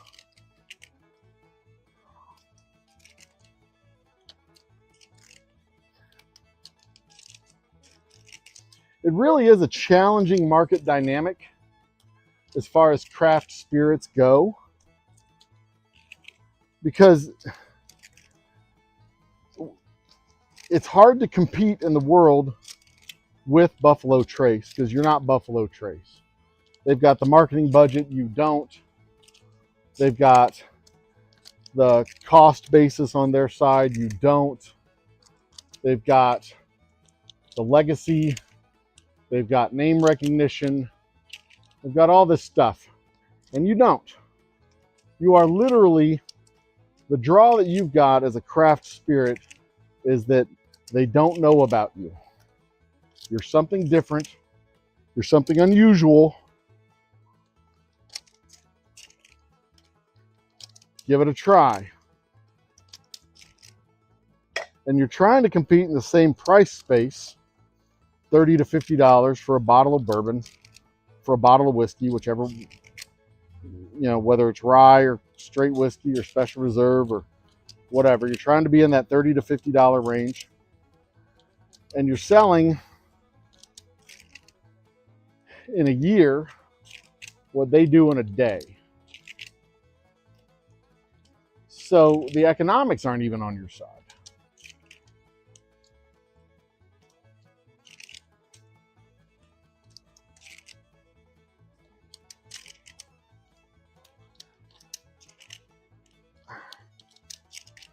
And when you split things out from just doing the mainline whiskey to doing craft stuff, now you're niching yourself out and getting yourself into these small little niches that don't have a market. The pecan butter moonshine or green apple brandy and stuff like that, there's not a market. The market for that stuff is in the tins versus the market for the whiskeys that's in the tens of thousands. I've got to get some water. Pardon me for just a second. You'll still be able to hear me talk. Let me pontificate while I get some water. My throat is parched. I'm parched. My throat, it's dry. Like I'm breathing through desert sand over here.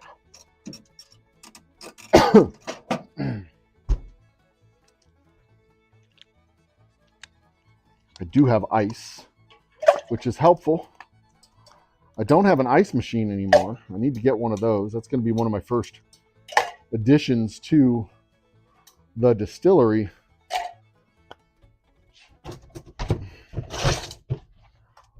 When we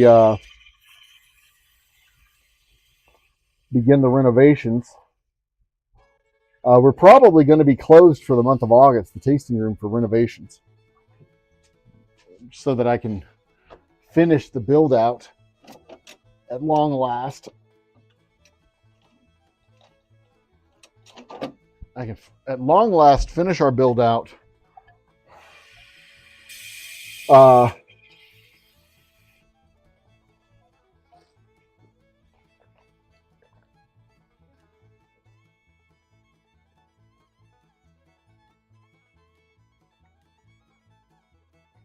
Oh, yeah, I was thirsty. Woo!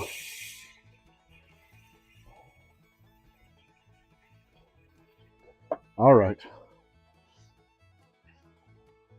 Yeah, so we can finish our build out, add some marketing. Plus, I can advertise. We're closed for August to finish our build out. It could be a thing to talk about. Anyway, I don't even remember what the fuck I was talking about. Oh, we have the niche of craft distilling and stuff like that. Like I could do stuff like that for the distillery. You know what I mean? Like rum. Rum's a big market, but it's a challenging market in the stores. And there's not really a craft option when it comes to rum. There's not a craft space unless you're talking about spiced rum or barrel aged rum or things like that. But most people who want rum aren't looking for barrel aged rum. The market for rum really is similar to the market for vodka, and that they're looking for the cheapest option to pour into their punches.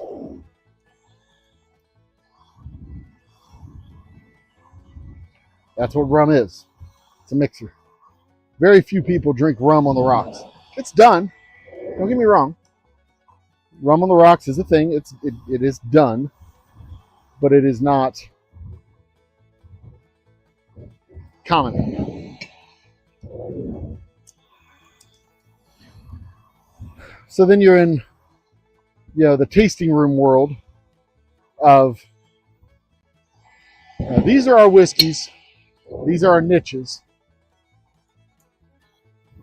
and snitches get niches. And maybe that's how I need to be in here doing flavored spirits with the neutral grains, doing more of that in general. Maybe that's what I need to be doing. Maybe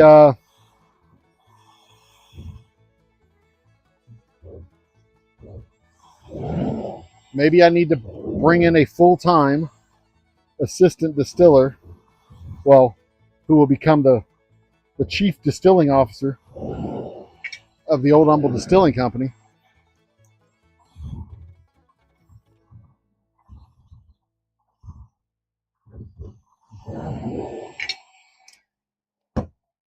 Reports directly to the chief operating officer and chief executive.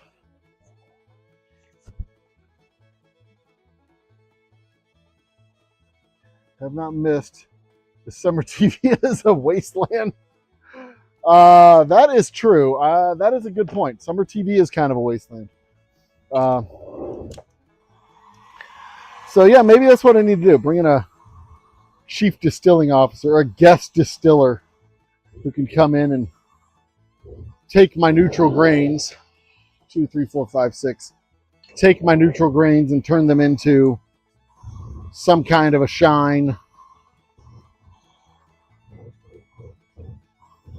a month's worth of moonshine.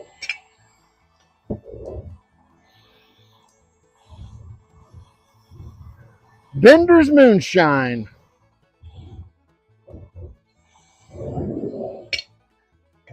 No.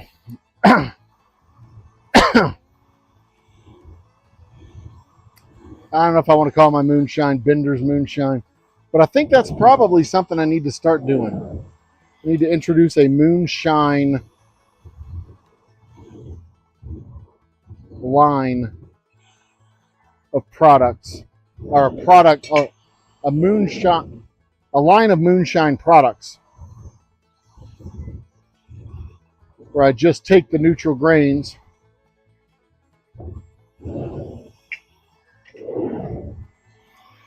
and flavor them, because that's all that this shit is. It's basically flavored vodka.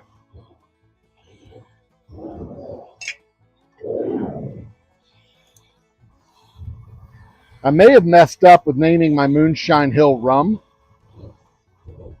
because people look at the Moonshine Hill rum, they go, "Oh, you're making moonshine." Read the fucking label, dummy. It's Moonshine Hill rum. It's not moonshine, you fucking moron.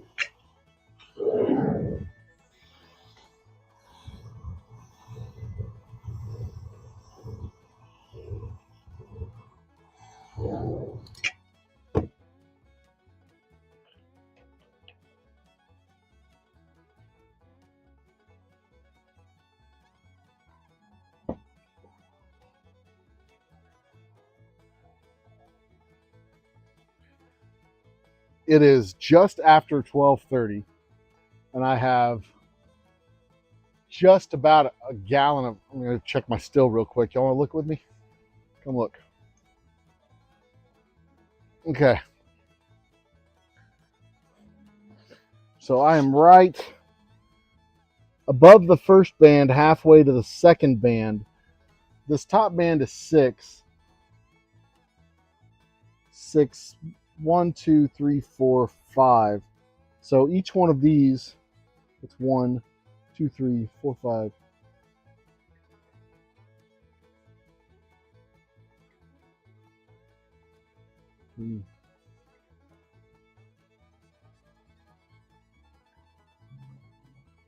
All right, well, I don't know what the breakdown per band is, but I know the top band is 6 gallons. And we are past the first band and halfway to the second band. 1, 2, 3, 4, 5. So I'm going to guess we're probably at the 2 gallon mark, because I'm guessing that each one of those bands is 2 gallons.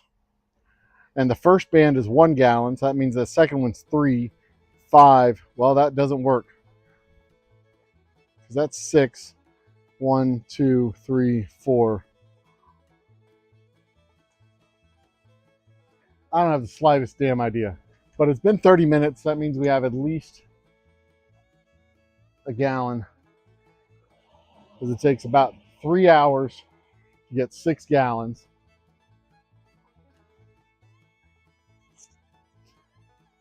No. If it's been 1 hour, that means we have 2 gallons. 1 hour is 2 gallons, so that means a half hour is 1 gallon. So we're probably at about the 1 gallon mark. That's about right. Somewhere in that neighborhood. And I'm monitoring. I keep looking up to monitor the still and make sure that operationally it's doing what it's supposed to do. My other column has a small leak in one of the sight glasses. So when I run the other column, I lose alcohol through the sight glass, which is a problem. I have to replace the sight glasses to fix everything. I know which sight glass it is that is leaking.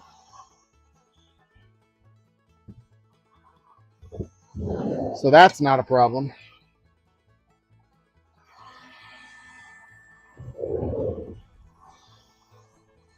It's just getting the parts, removing the silicone, replacing the silicone, and putting in the new sight.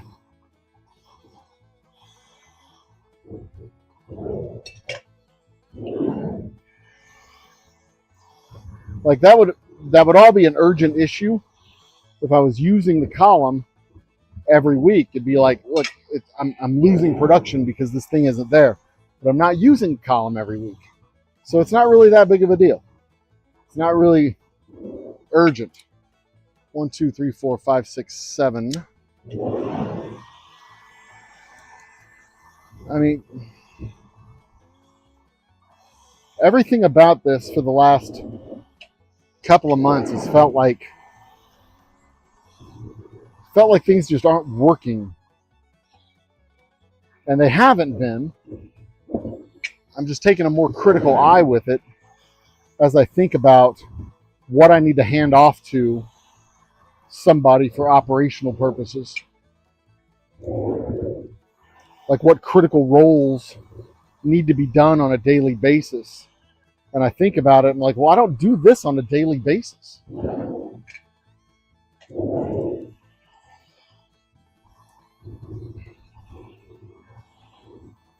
And then I start thinking about how unproductive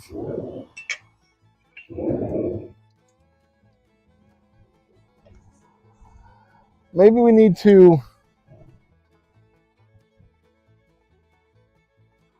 talk. I spent 40 years running distillation. That's right, Ed. You have run distillation columns. 190 to 200 proof industrial alcohol. That's right. You have. Dude, you could be a moonshiner.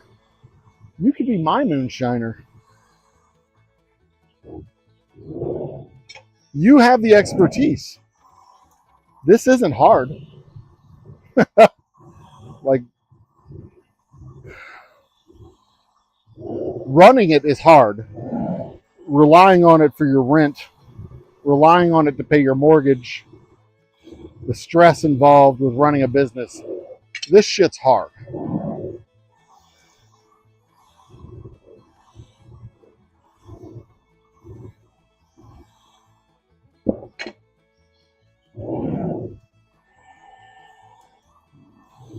putting off your kids' braces, auto repairs,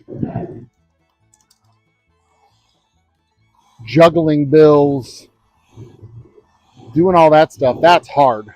The entrepreneurship side is hard. The work part is not.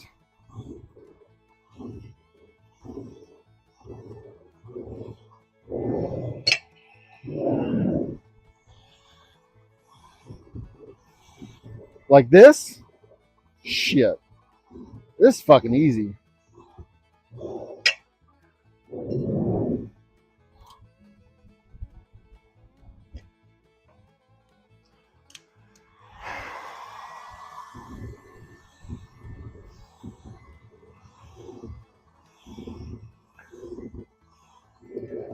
And getting pecan pie flavor into a neutral grain spirit is not at all hard to do. You can I can literally take the spirit. You don't even have to distill that flavor into it.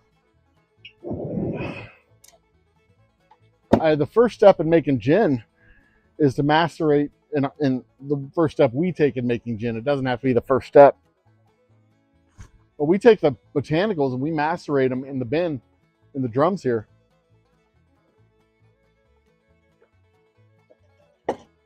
We basically make tea for 3 weeks. And that tea makes a gin, a perfectly fine gin all by itself. It doesn't look like gin. I could put it in a bottle and call it dirty gin. Ooh. Dirty gin, an homage to my first girlfriend in high school.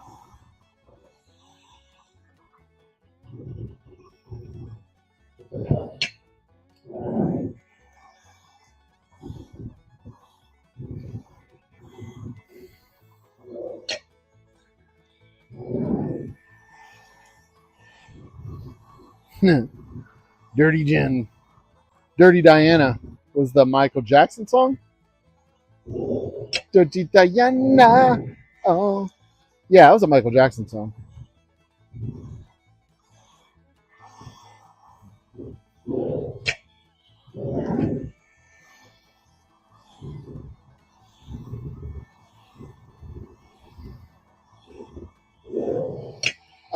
What was I talking about? Oh, the first step in making these flavored moonshines is probably taking the herbs and spices and sugars and whatnot and just dumping them in the barrel. And if we really wanted to, we could barrel age it.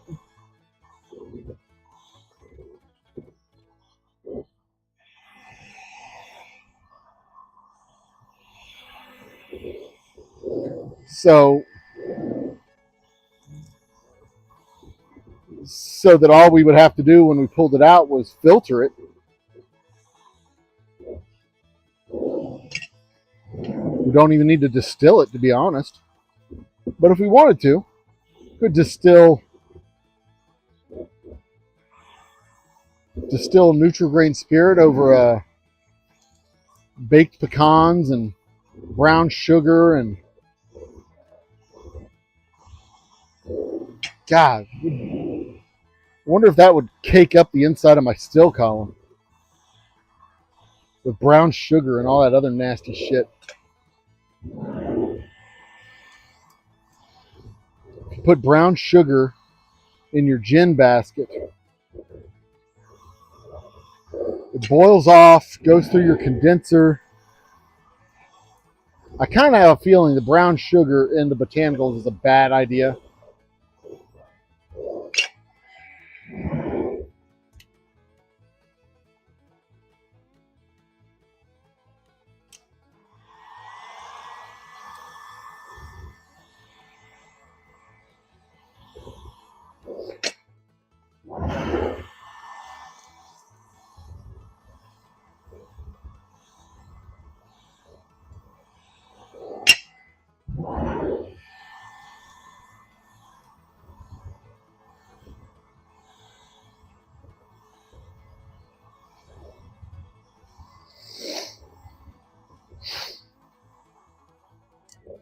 There we go. 60 bottles.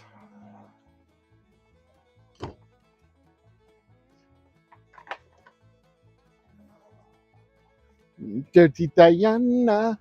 Oh. Dirty Diana. Oh.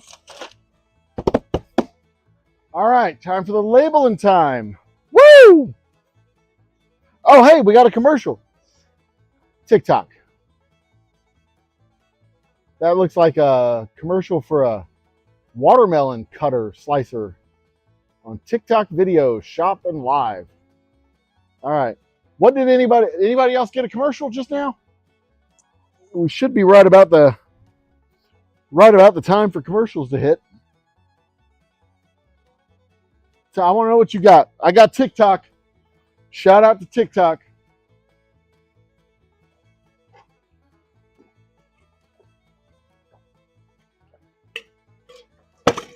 All right. Next up, our labels. These are the back labels for our Texas straight whiskey. It has the Old Humble Oil and Refining Company, truck, and gas station.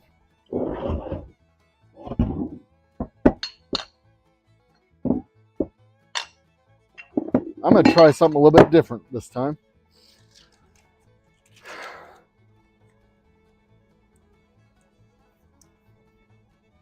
I'm just going to line them up like so.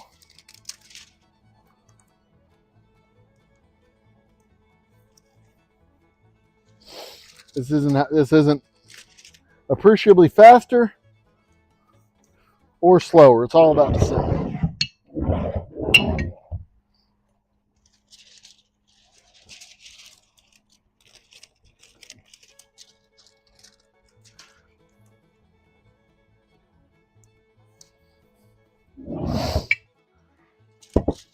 Now tomorrow I will have my boys in here helping me with the labeling, and I will be doing the distillation. They will be doing the labeling, because I think we're going to try and knock out 10 cases tomorrow. 5 of the straight, 5 of the special reserve.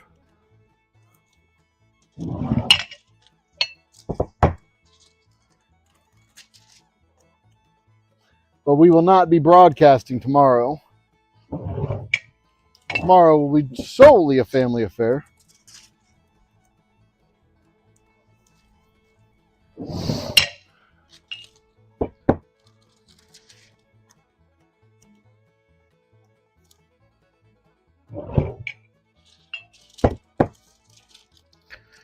Now, our straight whiskey, amongst all of our whiskeys, is the only one that has a 3-step process, because the UPC labels, the UPC codes on these back labels are wrong. So I have to add in a fresh UPC code to fix all that.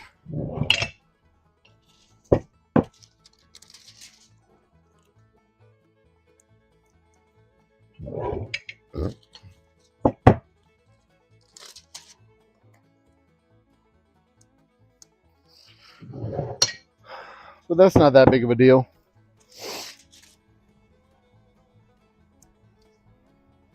You see what I mean by the label being a little bit smaller than the bottle?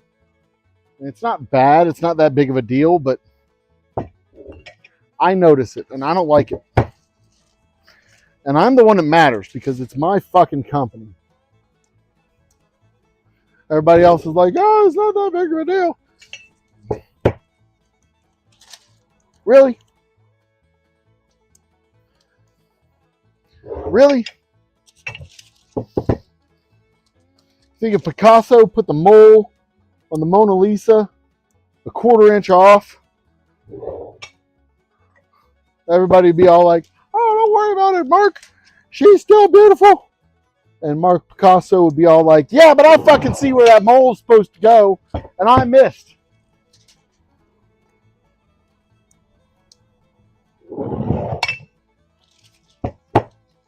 Da Vinci? I mean, Michelangelo? Da Vinci.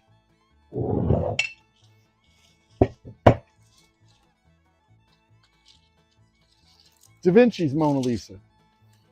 Yeah. I don't know. Look it up for yourself. I'm pretty sure she has a mole.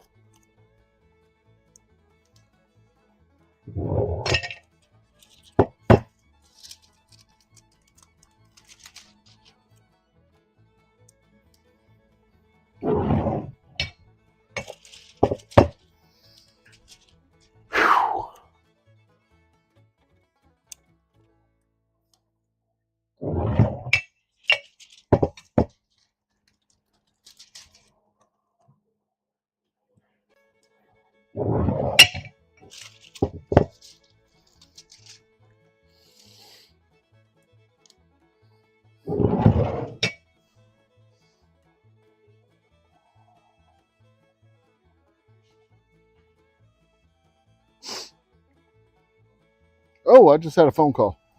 Who was that? Well, they're leaving a voicemail now.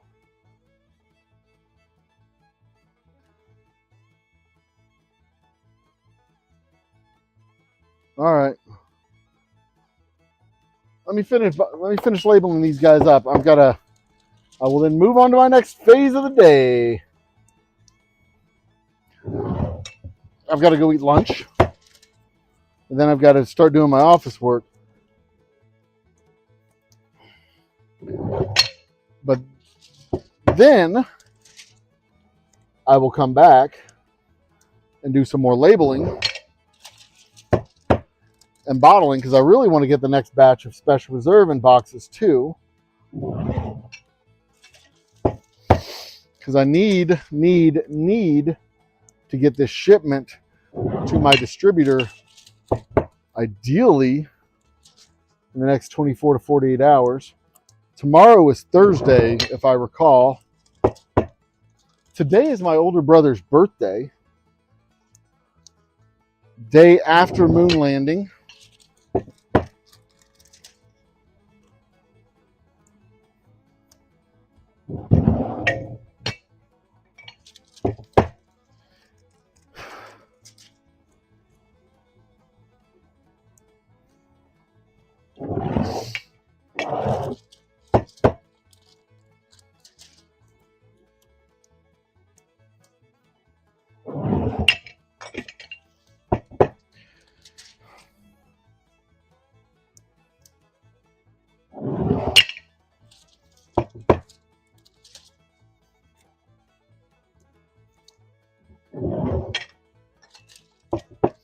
All right, I was thinking about,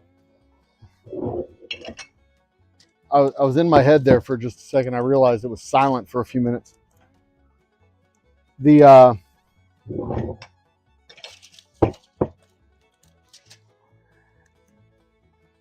Ed, you need to give me a call when you're free. I think I've got I think I have your phone number. I can text you when I get out of here.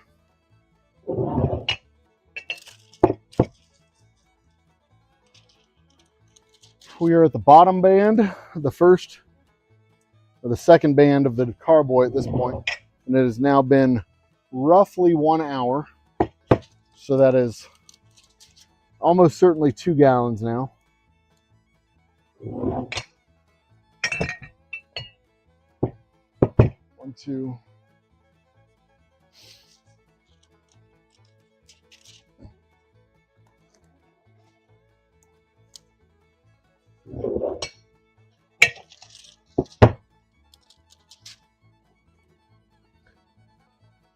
Uncle Larry. Cheers, my man. Check it out. Go that way. We're on a distillation day right now. We are 1 hour into the current run. I am making gin. We are putting off product at 170 proof. I am right at 2 gallons on the carboy. This is 6. That would be about 3. That's probably 2. We're chugging along at a steady 180 degrees in the pot. And the column is reading a steady 180, 170. So everything's looking really good. Very special day. I finished boxing up all of the gin that I had on the table and that I've had on the table for a dumb amount of time. And now we are about 3/4 of the way through labeling up the special reserve that I bottled up earlier today. I have had a busy day. And you also missed the announcement that I am looking for possibly an assistant distiller / plant manager, because I will be taking on a job starting August 10th. Because let's face it, running a distillery is not easy. And being an entrepreneur is hard. And my kids need braces, and we need a roof, and we need 2 new cars.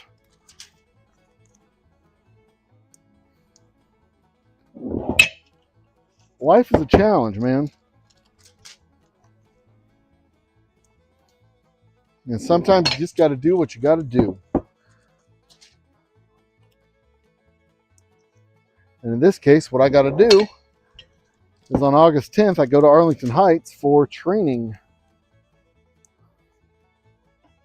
to be a consultant, a senior business consultant.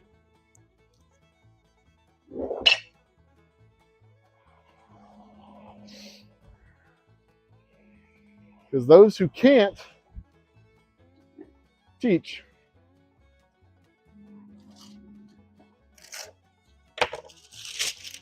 That's not entirely true. I've run this business fairly successfully. I've managed to keep the doors open, but only because, well, not because I'm brilliant.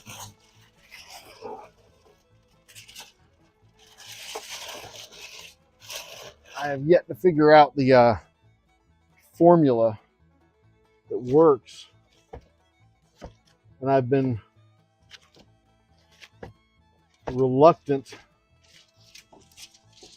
to get out of my comfort zones.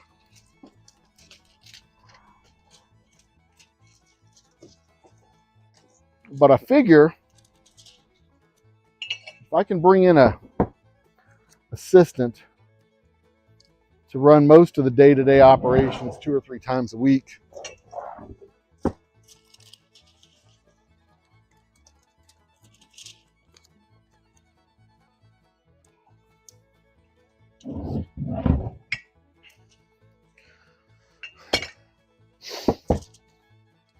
maybe inject some fresh blood, fresh life, fresh flavor into our lineup.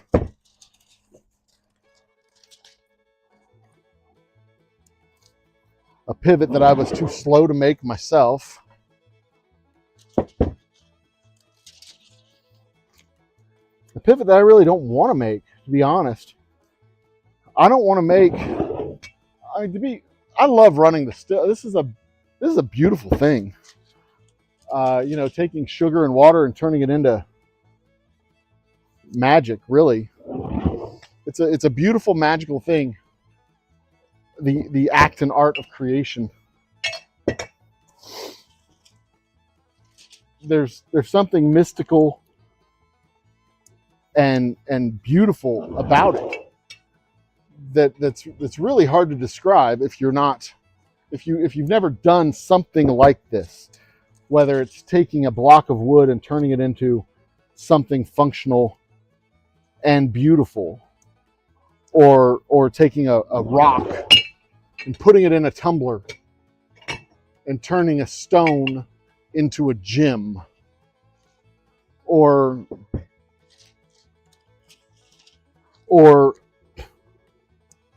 taking an egg and turning it into a souffle, or a flour and butter and making bread. You know, there's just something beautiful in the creation process. And one of the things that we learn as creators, I mean like real creators, not internet creators.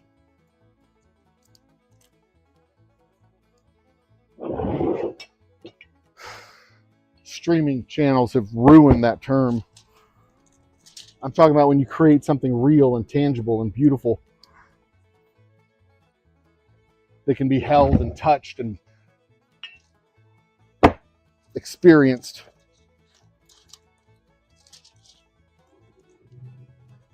And shared. Half of what you do is creation, but easily 2/3 of what you do is discovery, because you don't really know what it is coming out the other side of the process. I know what corn and wheat and barley and rye and hops and grapes, Cascadia grapes, Olympia grapes. I know what all these things taste like. I know what they'll taste like when you distill them.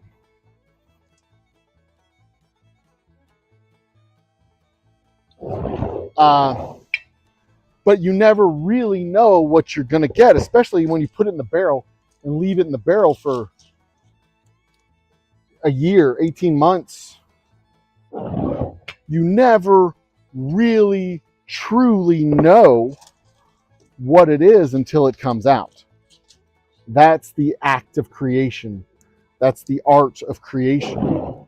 You know, you put into it a thing, and then you get out of it this entirely new thing. And it's a beautiful act. It's a beautiful art. It's a beautiful function. You have turned one thing into another thing entirely. You've changed its nature.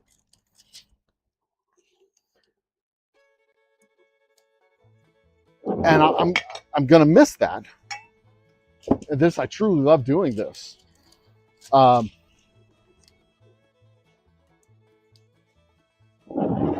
I'm disappointed that I haven't been able to do more of it. But at the same time, if I was making 20 cases a day, 3 days a week, or twice a week, if I was making 40 cases a week of liquor,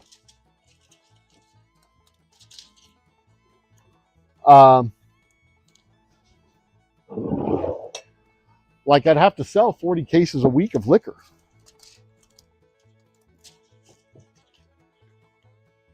And we've never sold 40 cases of liquor in a week.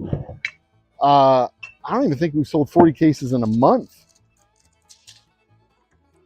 Like, I've sold them to stores, but the stores haven't likewise done so. So, you know, there's this balancing act of what you can do and what you should do. If all of my money goes into production and inventory, then there comes a point where the money has to go into sales as well.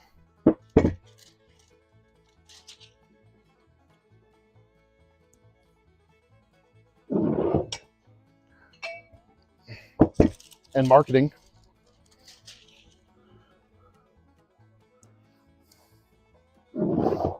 And I guess the ultimate disappointment that I've got for this whole thing is that we just never had quite enough to do sales and marketing and production all at the same time. I could choose one.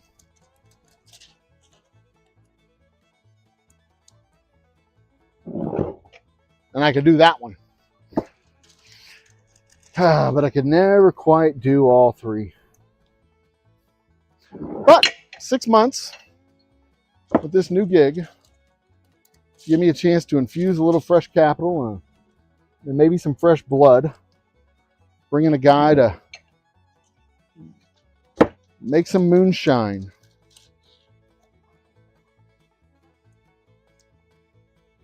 Order up a Toda NGS.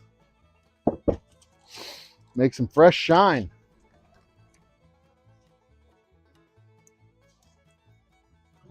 Old Humble line of moonshines.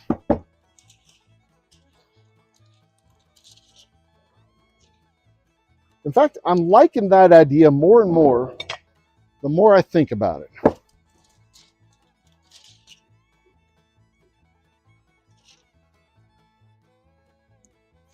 And you're right, Uncle Larry. You got to always be moving. You got to always be working. You got to always be pushing. I looked at this thing as kind of a retirement plan myself. And maybe I jumped in with both feet a little bit early. The pandemic kind of helped me jump. I kind of got that nudge from my dipshit boss who failed his way up into the most successful department in Regions Bank. This dumb motherfucker was failing in a mortgage office in Florida.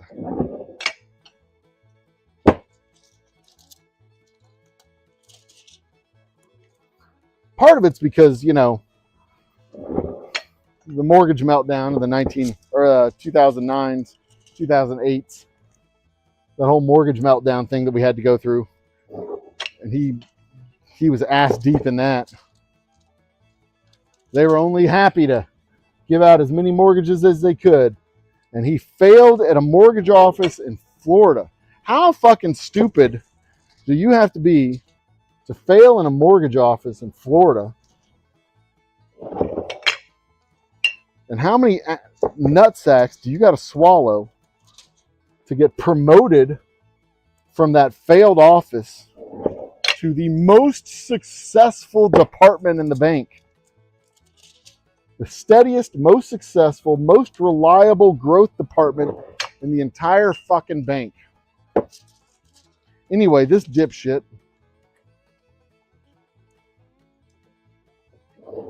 pushed me out the door, and I was happy to go because I was ready. But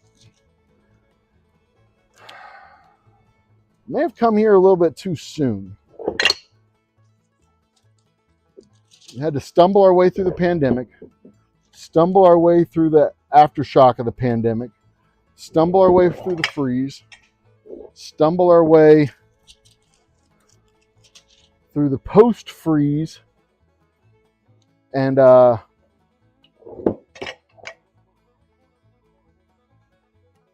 oops.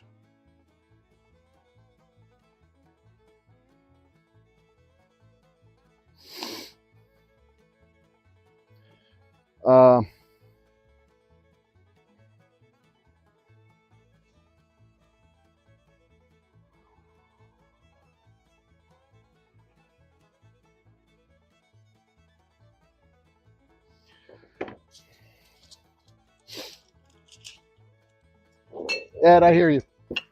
Just so you know, I got your message. I hear you. We'll talk.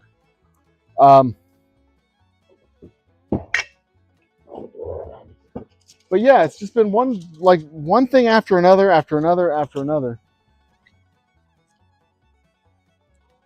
And we never quite had the kind of financing it took to get through all of that.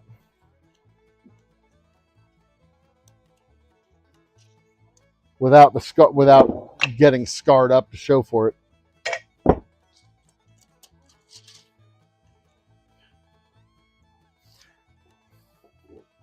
I guess what it boils down to is about mistakes. I've made a few.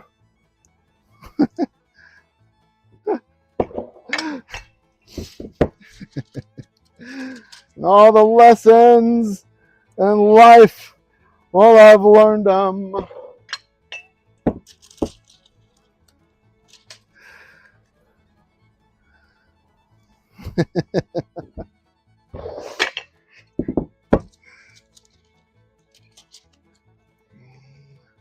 Let it be said, I did it my way. Oh man, oh man, oh man. All right. Throw away my trash. We got one more label to put on these bottles.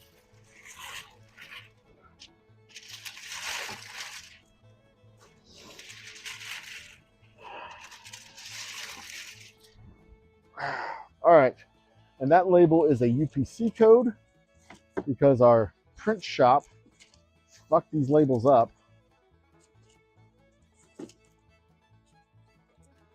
And me, being the dumbass I am, did not catch it until it was too late to do anything about it.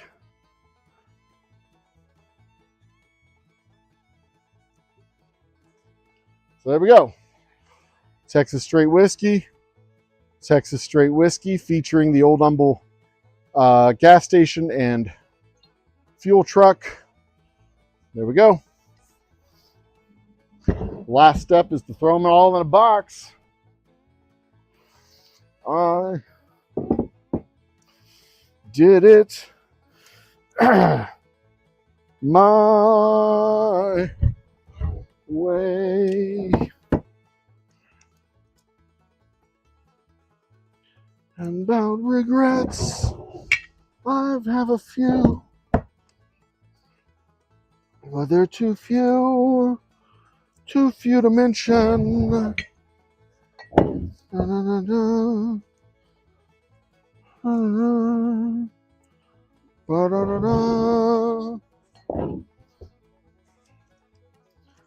With great intention. Ba, ba, ba, ba.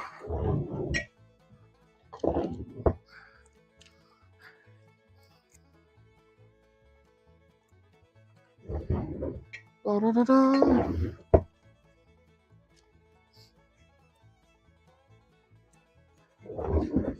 Ba, ba, ba, ba. Ba, ba, ba, ba, ba. Ba, ba, ba. Ba, da, da. Ba, da, da.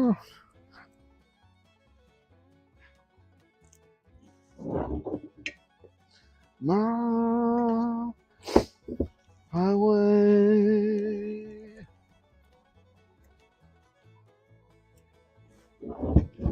But the good news is we're not forged in steel and cast in stone and rendered lifeless at our formation. We are dynamic. We are a collection of choices, both good and bad. We are not stoic artifacts.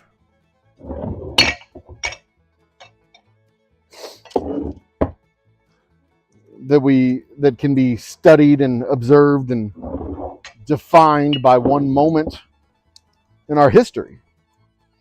We are, after all, living, breathing stardust. Forged in the center of exploding supernovas, cast out into the universe, reformed by living proteins, and created and recreated.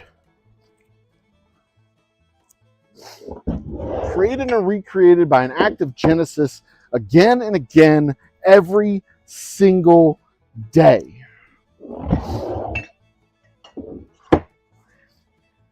As long as we can get up and make choices, we are alive. As long as we can get up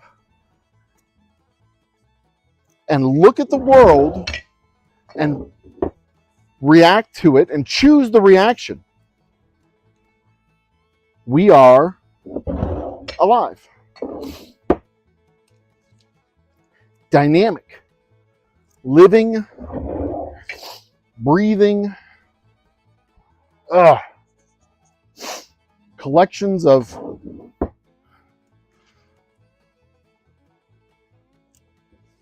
proteins and atoms and molecules.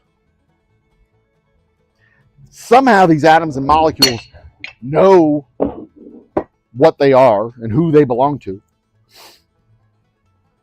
And we don't just pass through each other willy-nilly. We are coherent, unified, independent beings. So, even if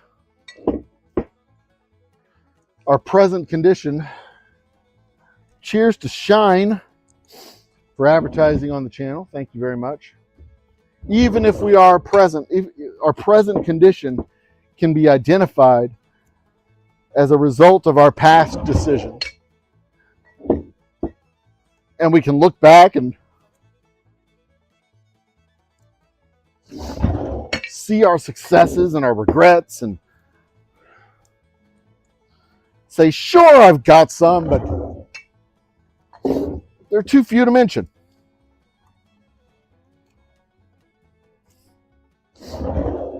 We don't have to be bound by those past choices. We can make a fresh set of choices tomorrow. We can make a fresh set of choices today. Say, you know what? I don't have to be that guy anymore. Or maybe I don't have to make those choices anymore. I can make new choices. And yes, if you've spent your life drinking from a poisoned well, there will be consequences of those choices going forward. That's how it works. But that doesn't ever mean that it's too late to start drinking fresh water. It doesn't mean it's too late to start making different choices. So yeah, maybe I don't like moonshine. Maybe it's time that I make a choice that maybe we should start making moonshine. Maybe we should start adding some shine to our list, our lineup. And I can look back and say, you know what? This is what we've always done. This is what I've always said. But I will say, starting today and going forward to tomorrow, we're going to try something different. Try something new. We're going to add to our lineup. We're going to add product A, B, and C to our lineup. We're going to do something new. Because, yeah, I did it my way. But my way doesn't have to always be the way I've done it. My way can be the way I'm going to do it. So maybe it's time. Maybe it's time I bring in some fresh blood. It's time I say, hey, you make some product while I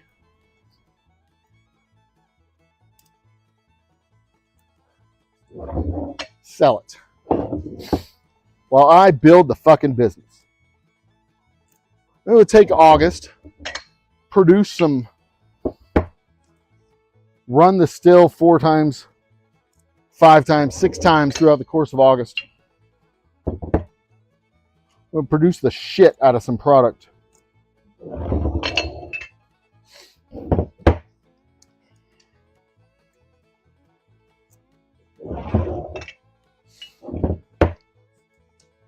Now we'll just see what happens. Close the distillery for renovations. Open it back up in September with a big Labor Day grand opening fest.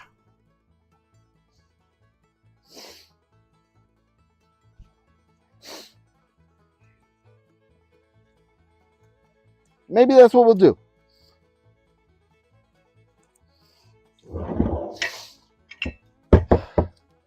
Close in August for renovations. Grand reopening, Labor Day weekend.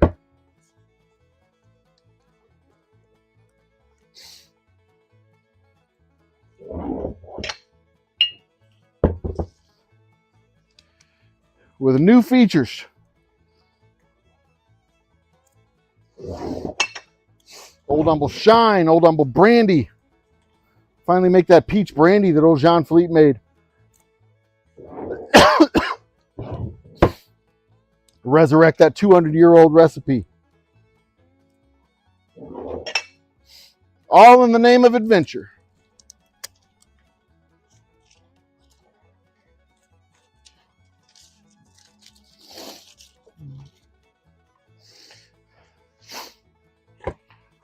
Because at the end of the day,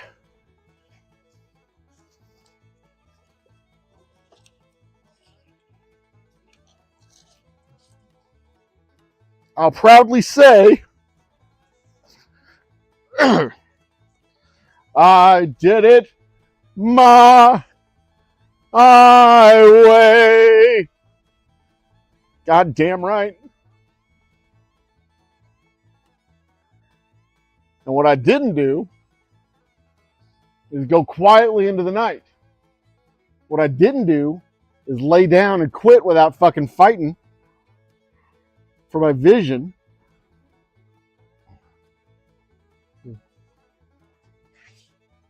What I didn't do is give up. Because by God, I've got a good product. I've got a good story. I've got a good thing going.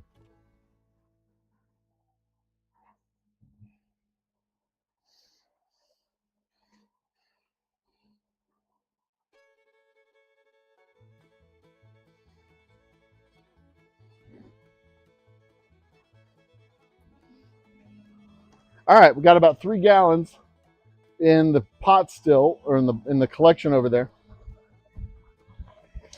Oh, I did it my way. So let's box this stuff up, man. We're there.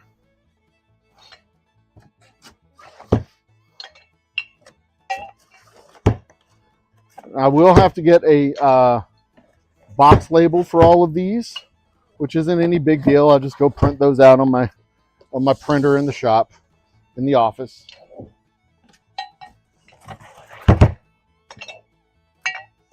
I really like the fact that these come in boxes.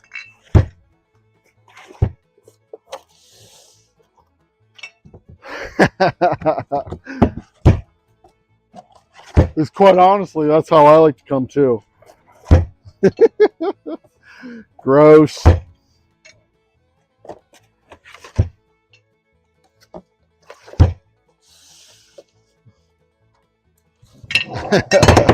Oops.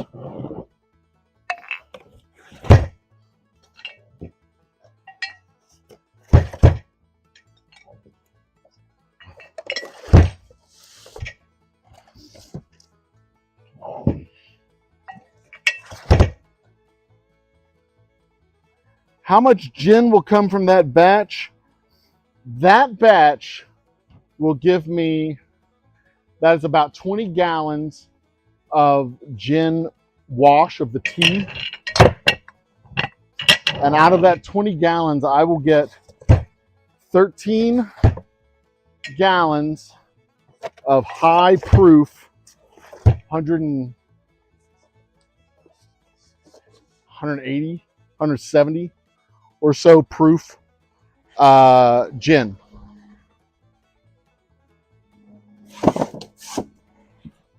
I could get a little bit more if I brought the proof down some, but I don't want to bring the proof down too much because I really wanted to be as close to clean, pure gin with as little of the water in it as I can get, so that I can avoid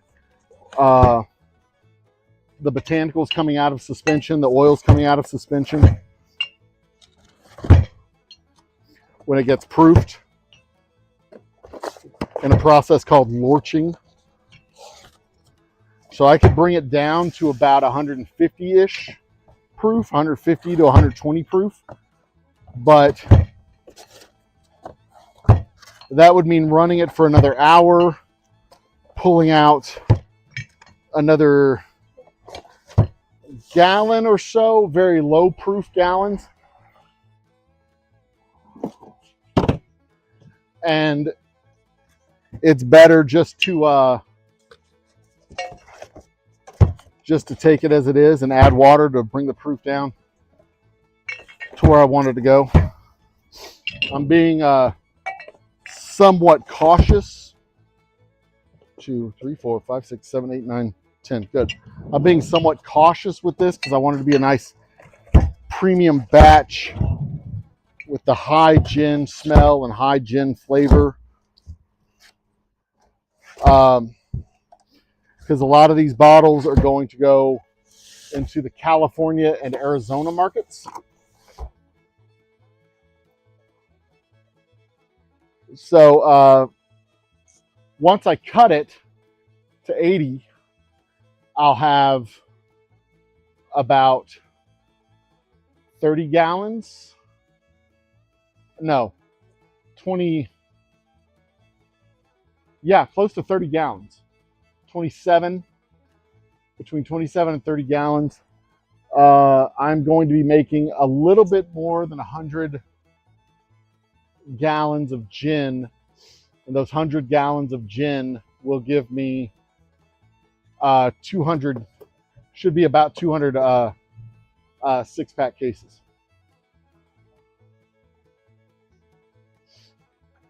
Should be. I may be off by 30 or 40 cases because I did most of the calculations in my head. I didn't actually take them to paper, but I figure if we're off by a little bit, I can make another batch. I'll just take another 3 weeks and 2 days to make one more batch to get another set. The request was for 200 cases. And we should be right at 200 cases because I think each one of these barrels is 50 to 60 cases for each one of these barrels. And I have 2 barrels. So that'll give me 100 cases. I may be short. I should have close to 3 barrels worth after it gets fully proofed. I'll probably be short about 50 cases now that I'm picturing it in my head. But I've got these 50 cases over here, so it's not gonna be that bad. 1, 2, 3, 4, 5. 1, 2, 3. We'll see. I may have to do one more batch. And if that's the case, that's the case. Guys, ladies and gentlemen, brothers and sisters, it is 1:30. I need to go eat. I know, right? But a man has to feed himself. I'm not eating as much as I used to, but I still have to eat. And being out here in the heat, it burns more calories than you think. So,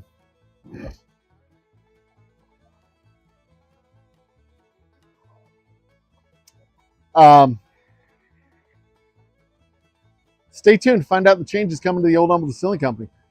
We're going to be shut down in August for renovations. That is a fact. And when we open up in September or October, we're going to have some new product lines. We already have the rum. Probably going to have some, going to add in mezcal. I'm looking for an absinthe, probably. Because I would love to have an absinthe for October. That would be so cool. Have an absinthe.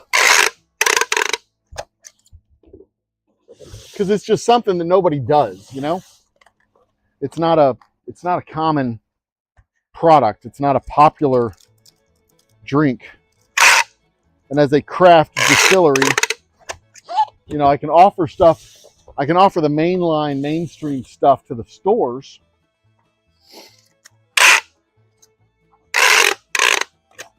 And then I can offer the craft flights of the stuff that you can't get in the stores. You know, really take a different approach to how I do the tasting room. Maybe. I don't know.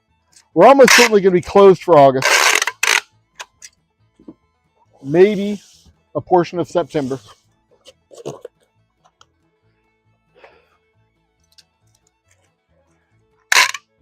Going to come out with a line of Old Humble Shine.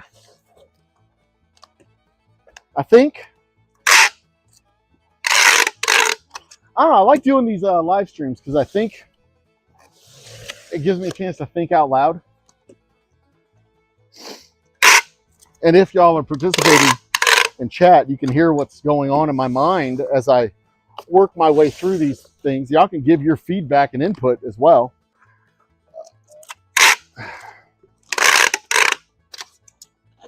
There's some stuff that I'm willing to do, some stuff that I'm not willing to do.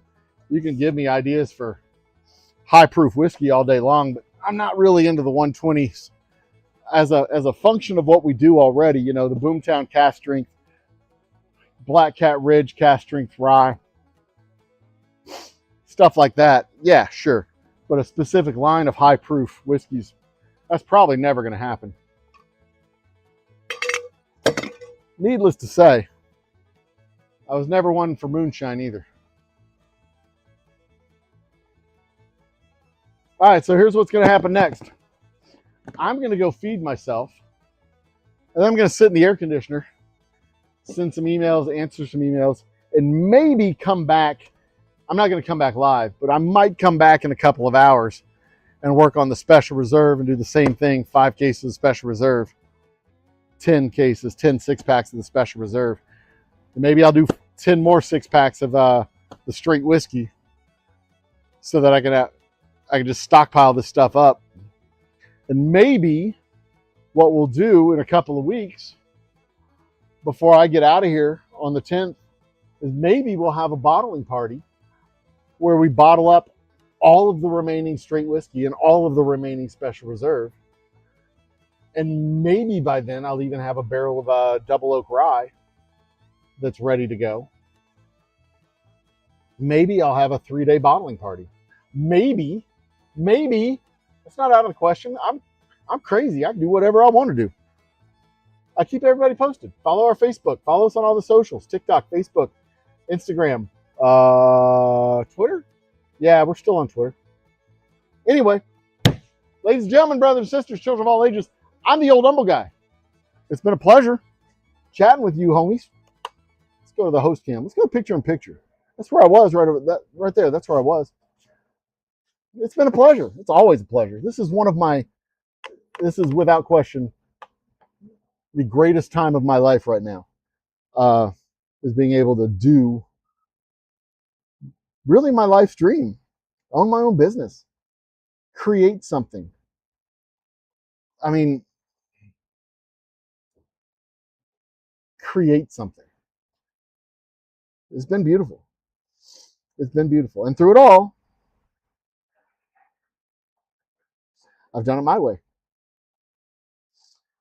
And I hope you all enjoy it. Come and visit us here in the Old Humble Distilling Company tasting room. We're open Thursday, Friday, Saturday. And I'd love to see your beautiful faces. Or whichever face you have. I'm good with that too. Good night, everybody. Cheers. And be awesome to each other and yourselves. Peace.